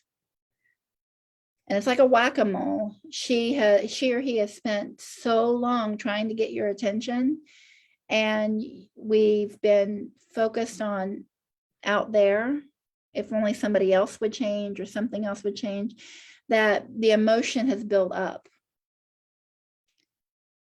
And so that's where it's not, especially as a coach, telling people never works. It's helping them, walking them, holding the vibration for, at the higher level for their healing and transformation, and helping them to connect with them. Because it's not about me, it's about the inside of them that needs to make the connection.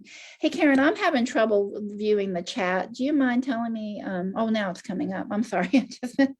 I was having trouble clicking on it. Now it's coming up. Okay. So was there any questions there? Oh, okay. I do see it now. So is it Paul? Am I getting that right, Paul? Okay. How do you let go of shyness? I'm half outgoing and half shy. Fairy. I like that. It is absolutely this piece. So the question is, when I read that, the deeper root is, which part of you feels shy? And this is what I was just, perfect timing for this, because this is where I was just speaking about how the inner child really feels. The part of you that feels shy, right, wants to cover up, is asking you to love him and acknowledge him. So it's not let go, it's acknowledge, love, right? This is why I was the soothing of that part of you that just wants to be shy. let me take that question and expand it to the mind. One of the things we tend to do when we get into consciousness work that is not helping us is we say, oh, if I could judge this, we judge our minds. We feel that the mind is getting in our way. And if only the mind would stop, or if the mind, I'm being kind of nice with what I'm saying, it can be really bad, right? We can be really mean to ourselves. And so one of the strategies here is that I'm really describing for us all is thank you, beautiful mind. I am so grateful for you. Because what does source do? What does God or universe or Abraham always do? Oh, I love that, right? Shut up, you little dummy. Right? That's Abe, pure Abe, right? And we don't, we laugh when Abe says that, yet we do that constantly. And what Abraham's really saying there is, thank you. And that's what I'm actually, that's actually just one piece. Thank you, beautiful mind. Thank you for how hard you've worked. The mind has forevermore has been trying to do a job that it wasn't built for because of our lack of understanding of how to honor it. And so this part of you that feels shy, thank it, acknowledge it, love it. And you also want to dial that into which part of you feels shy. This comes back to human design, is that you want to dive deeper into your design to understand which part of you is shy and helping him to say, it's okay. I love you just the way you are. I love you just the way you are. Because there's a very deep wisdom in that when you can say that to the part of yourself that feels resistance, or that you think, oh, this is, I don't want to be shy. Yet if that aspect feels that shyness is what's been keeping him safe for as long as you can remember, then there's a reason for it. And giving it love and acknowledgement and holding that high, staying in the observer, holding the higher consciousness and coming from that while you love and acknowledge that part of you. That will absolutely create a chain reaction that just changes everything. But we have to love and acknowledge it first and allow it to feel shy if that's how that part of you feels. Okay. All right. Let's see if I can get rid of this chat now. Okay. Oh, escape. Okay. All right. So how are we doing? I think we're still sharing. I don't know where the 2-hour mark was, but I wanted to walk down through just one more piece here. Do we have time? Yeah, we've got 15 minutes of recording and 30 minutes more for Facebook Live. So Okay, wonderful. 15 more minutes for the recording is fine. Okay, great. So I'll just plan on 15 more minutes of moving through this, and then we can open it up to any other questions and that sort of thing to wrap it up. Sound good? Okay, thank you. All right, so what I call this next part is the 7 axes of self-mastery using your personalized unique brilliance blueprint. Great question, especially the one on the shyness piece, because it goes right into this. And again, earlier I said, if you didn't have a roadmap for what makes you you, then, and very few, if any of us did, then there's these aspects that don't feel your love and acknowledgement, that have been rejected, that you simply need to now build a relationship with. Again, Abraham, higher consciousness itself that soothes these part of you that are looking for you to love you. Self-love. Okay. So these 7 axes, There we go again. Now it's making the noise again. All right. Oh, there it moved fast. Thank you. Thank you. Thank you. I don't know why Zoom does that. Okay. Fun, fun. I thought it would be fun, didn't I say, Karen? All right. So what I've done is I've cut through the clutter of human design. Remember those charts with all the numbers? What I've done is I've taken them into these 7 axes of what I call self-mastery, and I've called them communication, leadership, life purpose, worked all the way down through. Because my passion in one of my classes I teach is finding your divine message. Really, you're here for, I'm in love with greatness. I want, us to just achieve the maximum of what we're here to be and do and have, right? So moving through this self-mastery piece, I begin with the communication axis. And what I've done is, this is all me. I've integrated different methodologies from other people like Abraham and human design, but then this piece is how I've, again, cut through it all and made it really more simple. So the communication axis, this statement down below is what it looks like when we're unhealed and we're coming from that wounded child. So do you say to yourself, or have you ever said to yourself, no matter what I do, I struggle with feeling unseen, unheard, and misunderstood by other people, which leaves me feeling confused and anxious about what I say and do? Okay. So just sit with that for a minute. As you can see how, even if this doesn't resonate with you, when someone feels unseen, unheard, and misunderstood by other people, again, law of attraction, you're going to keep manifesting the people that make it difficult to be you. And you're not clear. There's not a clear focus. So what it looks like, here's a great picture I love, where again, ships passing in the night. This is, again, this reminds me of the movie The Secret, where, you want to manifest something and this is what you get. I'm unseen, unheard, and misunderstood.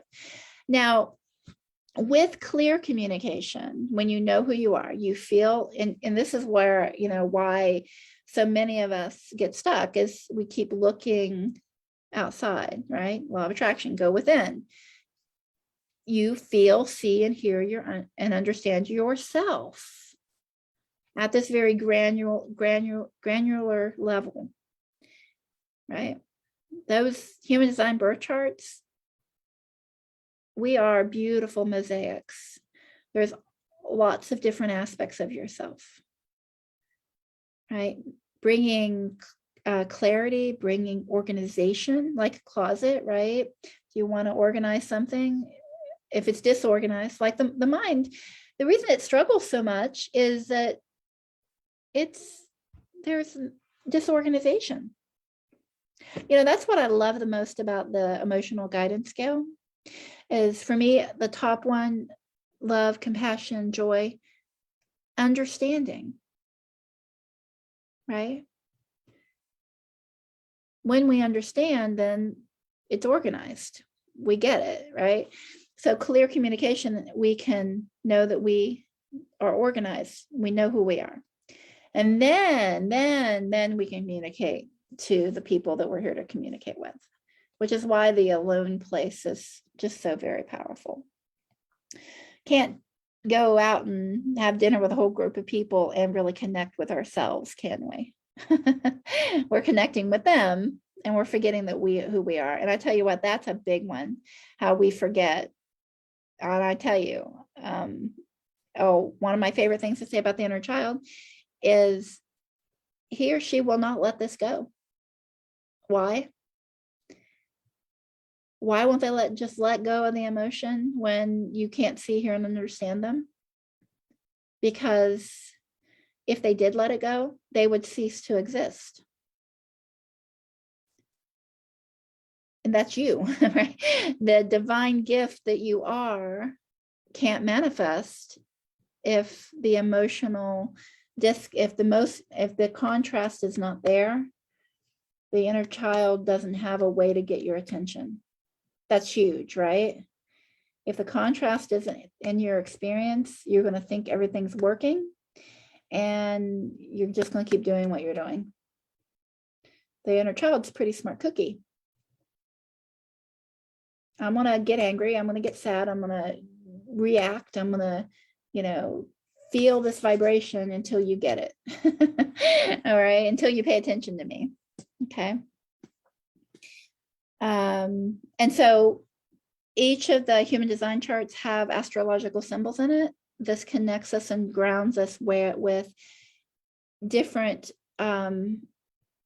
astrological symbols, like here with Mercury and Jupiter. So again, cutting through the clutter. I don't need to go into all of that tonight, but just know that there's that aspect of grounding your human design in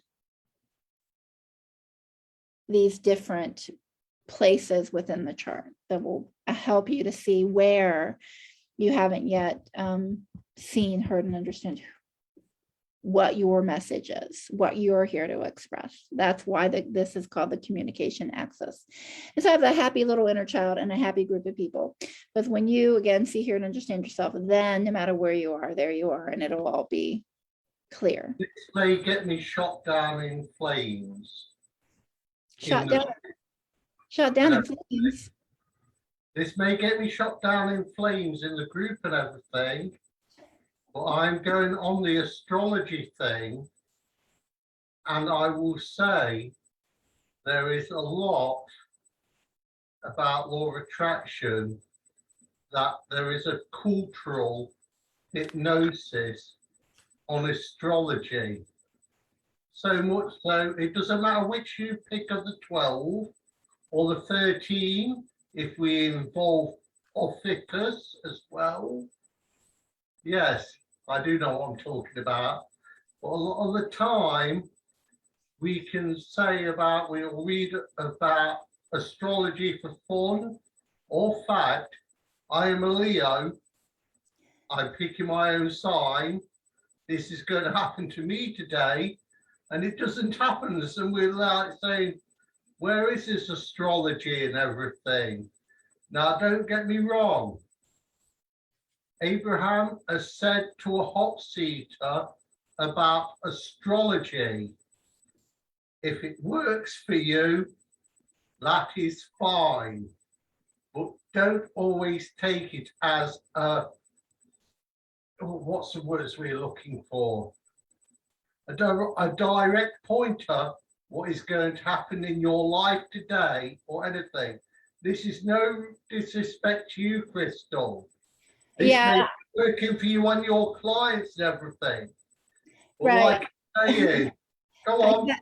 Can I take it as a question? And yeah, I hear what you're saying. And this is actually their archetypes. Mhm. They're actually archetypes. I'm not even going to what you're going to, but I appreciate your statement. I'm actually sharing with you that when you look at your human design gates, again, which is the energy that's in Mercury and Jupiter, that you actually can see Mercury is detailed communication and Jupiter is thematic communication. So thank you for the question, because you helped me to dial that in. I appreciate it. Okay. Yeah, it's just from another law of attraction teacher I've been listening to. Yeah. No names mentioned and everything, but there is a certain cultural hypnosis about astrology. But that's another discussion, another time. Well, it is a discussion, at least for the piece that I'm sharing tonight, which again, archetype meaning and the way in which we interpret your design. When you have certain gates or certain energies in Mercury or certain energies in Jupiter, it means something in human design. As far as, you know, the rest of astrology, the other thing I would say is everything's energy. And the movement of the planets absolutely is energy that we all experience. And so it's all good. Okay. Thank you for your comment. I appreciate it. All right, so just to move through these, just so you know that these exist, there's 7 in total. The next one, after communication, life purpose axis. What we say here when there's a wound, or when there's, again, this inner child that's wanting our love and acknowledgement. I find myself doing things to attract the attention of others and to feel special, but end up feeling that I don't matter because no one really gets me. Have you ever found yourself here? I know when I say I was having trouble attracting ideal clients, this was me. Listen, and nobody's listening, right? So to heal this and transform it, observe where you feel that need for attention or the need to be special. Where do you feel that in your body? When you look at your human design birth chart, you will find the energies, the gates in North Node and South Node give you a clue about what you're, not only give you a clue, give you a strong roadmap for your life purpose. Okay. And again, these are about energies that equate to North Node, current life purpose, South Node, past life purpose, moving from the past into the higher life purpose that you have for this lifetime. Okay. The leadership axis. I find myself doing things to be different, which leaves me feeling isolated from others.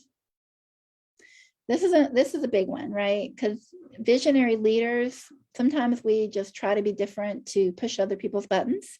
And other times we feel so confident in ourselves that our differences, we shine out the difference, right? So without visionary leadership, right, we need to be different. I'm going to kind of box my way through it. I need to be different. I'm going to fight my way through it. With visionary leadership, you use your differences to stand out and shine. It's actually, I am different. I feel good about myself. I love these aspects of myself. And when we look at the sun and Uranus and your human design birth chart, those energies, again, are the aspects of your inner child that's seeking to shine, to be that visionary, to be different. You can see the law of attraction there, right? Need to be different, or I just am. The frequency goes up when you transform it and really stand in your power. The relationship axis, I find myself doing what other people want me to do. This is a people-pleasing thing. You do that because you want people to like me and not criticize me, which leaves me feeling that I'll never get what I want. Okay, this is, we're constantly looking for other people. We're fearing their criticism and needing them to like us. But when we have the self-love and empowering relationships, you like yourself and you have strong relationships, right? This one's pretty deep. The criticism thing is something that's usually harder to see. Think and Grow Rich Again, one of the 7 fears that are really insidious, that criticism is, we may know what we want, but when there's this, inner child that's saying, but you're going to criticize me if I say what I want, right? So what gates do you have? Venus and Mars. Venus and Mars in love is you being in love with yourself. Okay. The 4th one, balance of being and doing. I find myself being caught up for being busy and the sake of being busy. Caught up in meaningless actions that make me feel that what I do is not important. So without a balance of being and doing, you're constantly in this need to be busy, and you lack the emotional clarity. This one's really super important, because when we don't have emotional clarity, are we able to even use the law of attraction? Right? We're just all over the place. In fact, I love this image because we're running away from our emotions. Okay. And finally, when you are balanced, being first and then doing, you have emotional clarity, and you have a clear focus. And then there's where Moon and Saturn, the energies there, and those two archetypes show up.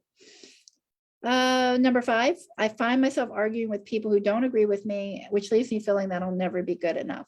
This one is huge. This is the need to be liked. The need to be perfect and the need to be right. Okay. So when we're not in presence and without being present, we are like, we argue, I'm right, you're wrong, those kinds of things. And I use these images because as a coach, you may be not even saying it, but sometimes you get triggered, right? You feel that angst with someone, and so that's how it manifests when it's the lower energy. The higher energy is, wow. And this is the real gift of healing and transforming the need to be right, need to be perfect, is that you're being completely present and receiving the intuitive downloads, the divine downloads and the intuitive clarity. Okay. And then this is the last one. The transformation axis. I find myself feeling unworthy of having it all, unworthy to both serve my life purpose and have the time, the money, and the possessions that I want. And I feel stuck where I don't want to be. Right? We're designed to have it all, to have what we want. Without transforming your core wound, without going in there and really having that, building that relationship with your inner child, we have a need for time and a need for money. Never enough time, never enough money. When you transform it, then you have time, you have money, and having it all really is an abundance that springs forth from within. Okay, and that, of course, is the energies of Venus, and if you know anything about astrology, Pluto, the planet of rebirth. All right, and then I wrap up again with the communication axis, because what I do when I do a reading is I start with the communication to get clarity about what your divine communication, divine message is, and then work down through all these 6, the additional 6, to get a clarity about and complete the puzzle of you, what's most authentic, to then wrap it up by coming back, begin with the end in mind, and then come back to the end of the communication to really wrap a bow around it and understand at a deeper level what you're here to be, do, and have, and stand out and shine with really the maintaining that vibration. So what I've shared with you is clearing the clutter of these unconscious needs that you've been living your life from, that lower your vibration. Working through this helps you to connect with the inner child, and through each step raise your vibration, raise up to the level of your higher self. And again, as you said earlier, Karen, it's not that we're ever going to, it's not about being perfect, but it is about being present. And the more of that inner healing transformation we do, the more the vibration matches what we do want. And I gotta say, that's got to be step 5, right? Where it's more of what we want and less contrast in our lives. And I think that's a noble goal. Less contrast, more of what we want. All right. All right. So I'm sorry I wasn't able to get to all the chats. Let me go back to that now. Okay, good. All right. Anything in the questions that we had? I see a lot there. Karen, did you see anything I have a question. Yes. I'm gonna, before we get deep into the next section here, I'm kind of let you know, I'm gonna be stopping the recording in about a couple of minutes. And Crystal, before you start taking questions, you want to summarize, and then we'll stay with the Facebook Live thing? Yeah. Just for the recording, which is a little separate thing. Okay, let's see. Oh, let's see here. Well, yeah, I guess I can say, oh, that's apply. That's not really what I want to send you. I'm gonna, hold on, let me get you a link. Well, this is actually business as well. So, oh, I know what I wanted to share. Hold on. Oh, see if I can move this. I want to offer a free human design 30-minute session for anyone that's interested in having that. I mean, it's just something I wanted to share. There's no commitment. It's literally a freebie that would give you an insight into your human design. So please don't feel that it's, me selling anything. I'm not doing that, but I do want to, here's a link there that I just shared. This is, you'll see Abraham Fund Group, free 30-minute human design session where I, again, give me your date of birth, your time of birth, your place of birth, and I can run your chart and then just go through that with you, go through an complimentary free introductory session with you. That way you can, understand more about what's there for you. I just wanted to give that as a gift. So Awesome. And make sure we put that on Facebook Live somewhere between you, Crystal, and you, Karen. Make sure we get it on the Facebook Live sounds good. system somewhere in a comment or something over there too. So, okay, Well, go I'm ahead. putting in an input here. This is no disrespect to Crystal whatsoever. Another teacher and everything. I've recently released myself from what you would call the cultural hypnosis of astrology. Now I'm saying what you are offering to others and everything may work for them and everything, but for me, I'm on another path at this moment. I'm gonna interrupt, Jonathan. I'm gonna interrupt because I'm gonna stop the recording, and then, like Crystal said, we can open it up for questions and comments or something, and have that go, continue on with Facebook Live for another 10 minutes now, 5 minutes, or maybe 10 minutes. Okay, so I just have to stop the recording, but if everybody can unmute and thank Crystal so we can have that recorded, or thank you for Crystal for sharing her wisdom and wonderfulness. Yes. Karen.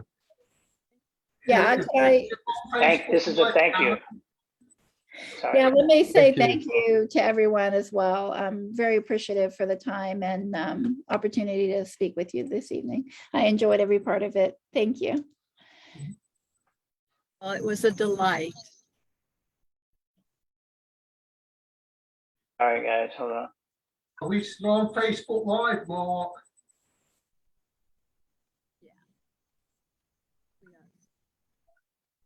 Okay, recording is stopped. I just needed to do that because it needs to be around 2 hours so we can move it around. Okay, but we still have the recording going, and it's going to always be on Aid Fund. So, okay, Crystal, you're back in charge of whatever you wanted. Take questions or comments. Yeah, go ahead. Any questions that are out there? Oh, I'm sorry, Paul, you said you had a question. Yeah, before I ask my question, I want to say thank you for the pep talk on shyness. That brief pep talk did a real, it really impacted me, that brief pep talk on shyness. So thank you for that. You're welcome. Yeah. Happy. Thank you for the question. Yeah. So my question is, I don't know a thing about astrology. I only know very little. Will in a person's life, any person's life, especially a very highly awakened person's life, will some things be predetermined? Will or is it your vibration that dictates everything? Like your vibrational frequency dictates everything, including you could go up to a different timeline as well, and yeah, a different parallel reality as well, parallel universe as well. So yeah, I believe everything's vibration. Absolutely. yeah. I just think the only distinction that I would say is that it's our willingness to tune in to really what is happening with our vibration. Yeah.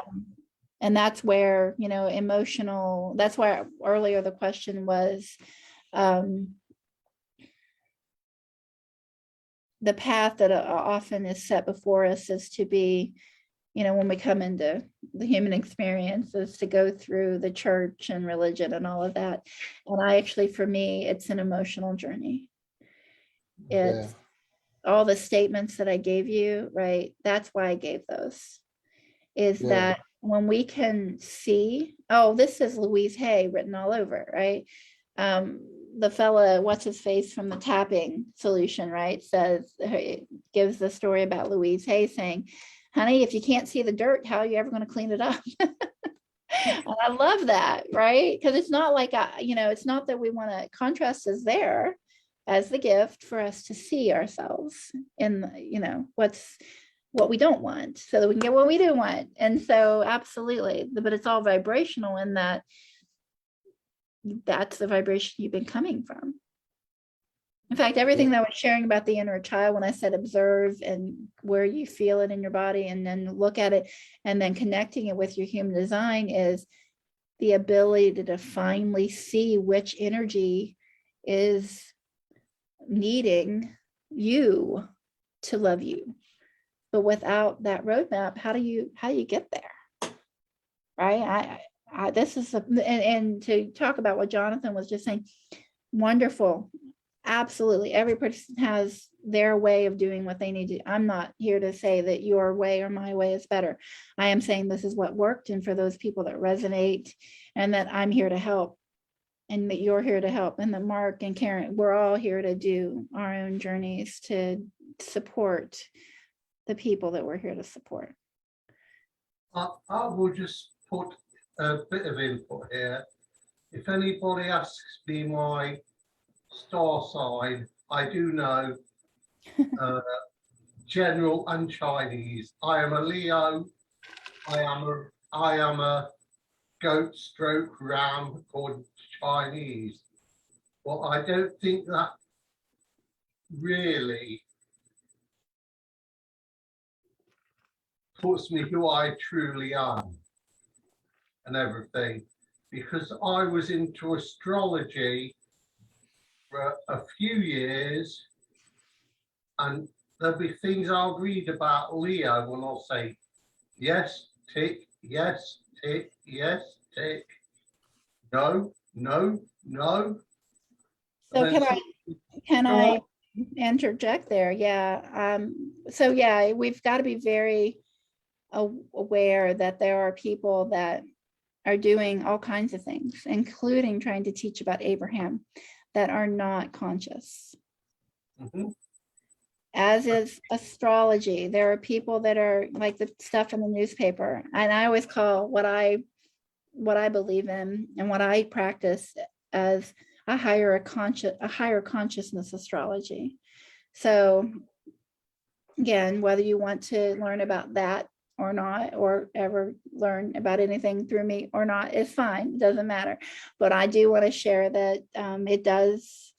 There's tons of conscious astrology out there that is absolutely present, that is absolutely high vibration, that may serve others. So not to honor what you're saying, Jonathan, and to also provide that perspective for someone that may be needing and wanting another path. Okay. We are a diverse humankind, one path for one path for another. Don't argue the path. And I'm sorry, Crystal, if I got a bit over the top on this and everything. Yeah. But it's just a case of when people talk, where I saw all these things that were like astrology related, I'm like, I was going like in my mind back to Abraham perspective, but then I was that friendly tap on my back of the head. Hey, if it works for them, sod it. Nothing to do with you. That's actually a really good point, and that's something I really worked through with my coaching is, and that's why I kept attracting the wrong people for my business. One of the things we tend to do is want to try and help and save people. And I love it. You might like, you all might like this analogy. I realized years ago, it's like being on a bridge, that I'm where I am on the bridge. But when we're trying to help and somebody that, you know, does need, oh, I learned this like with the church. Some people, absolutely, that's the island they're on, using Abe. That's the island they're on. That's where they're at. That raises their vibration to be where they are. The people that read the astrology in the newspaper, it raises their vibration to be where they are. I'm not there. And it's, you see how when you get used to the bridge analogy and you're straining your voice to try to holler back to somebody that's a mile back on the bridge or on the road or on the path, it's a waste of energy. Right? And so I hear you, and we just want to bless to bring this piece into for a landing is just bless. I want to just bless everyone for wherever they are on their path, and know that they have their own inner being. They're divinely guided on their next step and their next step, and it is all good. I love how we can get along as Abers with diverse opinions and diverse thoughts, and as the entire human population can get along. It's not just us Abers, we all can get along with diverse thoughts and ideas and just diversity. I love that. I love that about our Sorry, we are humanness. no longer Abers, we are hamsters. Yeah. Yeah. Is there any other questions? I do need to wrap this up. Okay, Crystal, can I just say a Yes. few things? Thanks for coming. Yeah. Good to meet you. And I think that you've got a great system here. You got, you know, you got it very, very worked out. And I'm sure it's benefited a lot of people. Now, I just want to say a few things.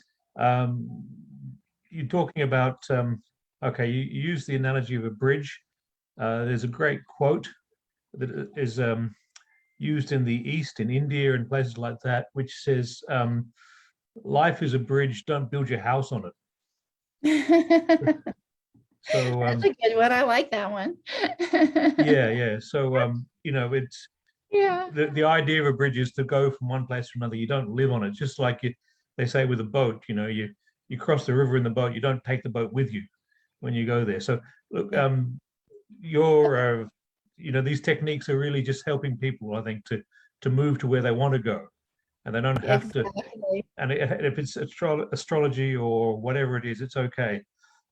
Whatever gets them to across the river, across the bridge, or whatever it is.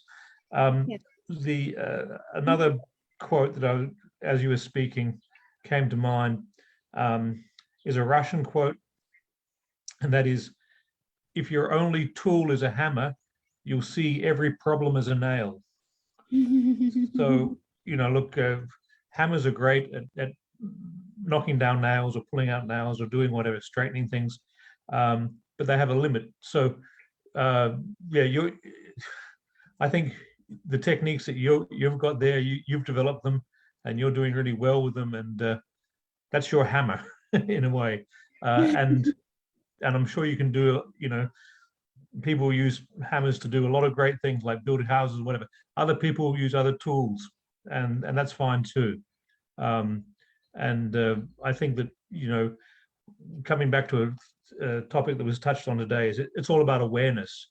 If you can elevate your awareness, elevate your consciousness, then you can include a whole lot of tools, screwdrivers and saws and whatever else you want. So yeah, some people will resonate with your work, and I hope they can get in contact with you and take up that offer. You've got that very generous offer of a half-hour session. Another point that came to mind when we talk about astrology there was a joke I saw on, there was a BBC show, and I'm sure Jonathan will know this one, called The Two Ronnies. You probably didn't get it in the States. I don't know. And they used to do like a fake It's news. good night from me, and it's good night from him. Yeah, that was their closing line. They did a fake news broadcast once when they said today the science of astrology got a huge boost when all the people born in Scorpio were run over by a bus. and that's the way it is with these newspaper predictions. It's not that everybody in one sign is going to have that thing happen to them. You know? And Crystal, as you know, it's everybody's a mix. You may be born in one sign, that's your major sign, but you've got a mix of all the other signs. It's all there. Okay. And just like, there are different tools that you can use, different ways of looking at things. Everybody's got a different aspect, a different astrological aspect within them.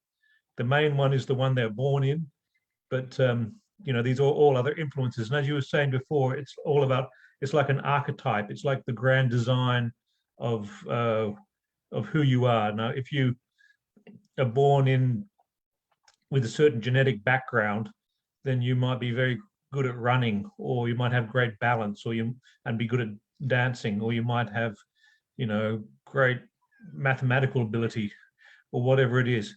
And the way I look at astrology is that it's a bit like when you plant a seed or whatever it is.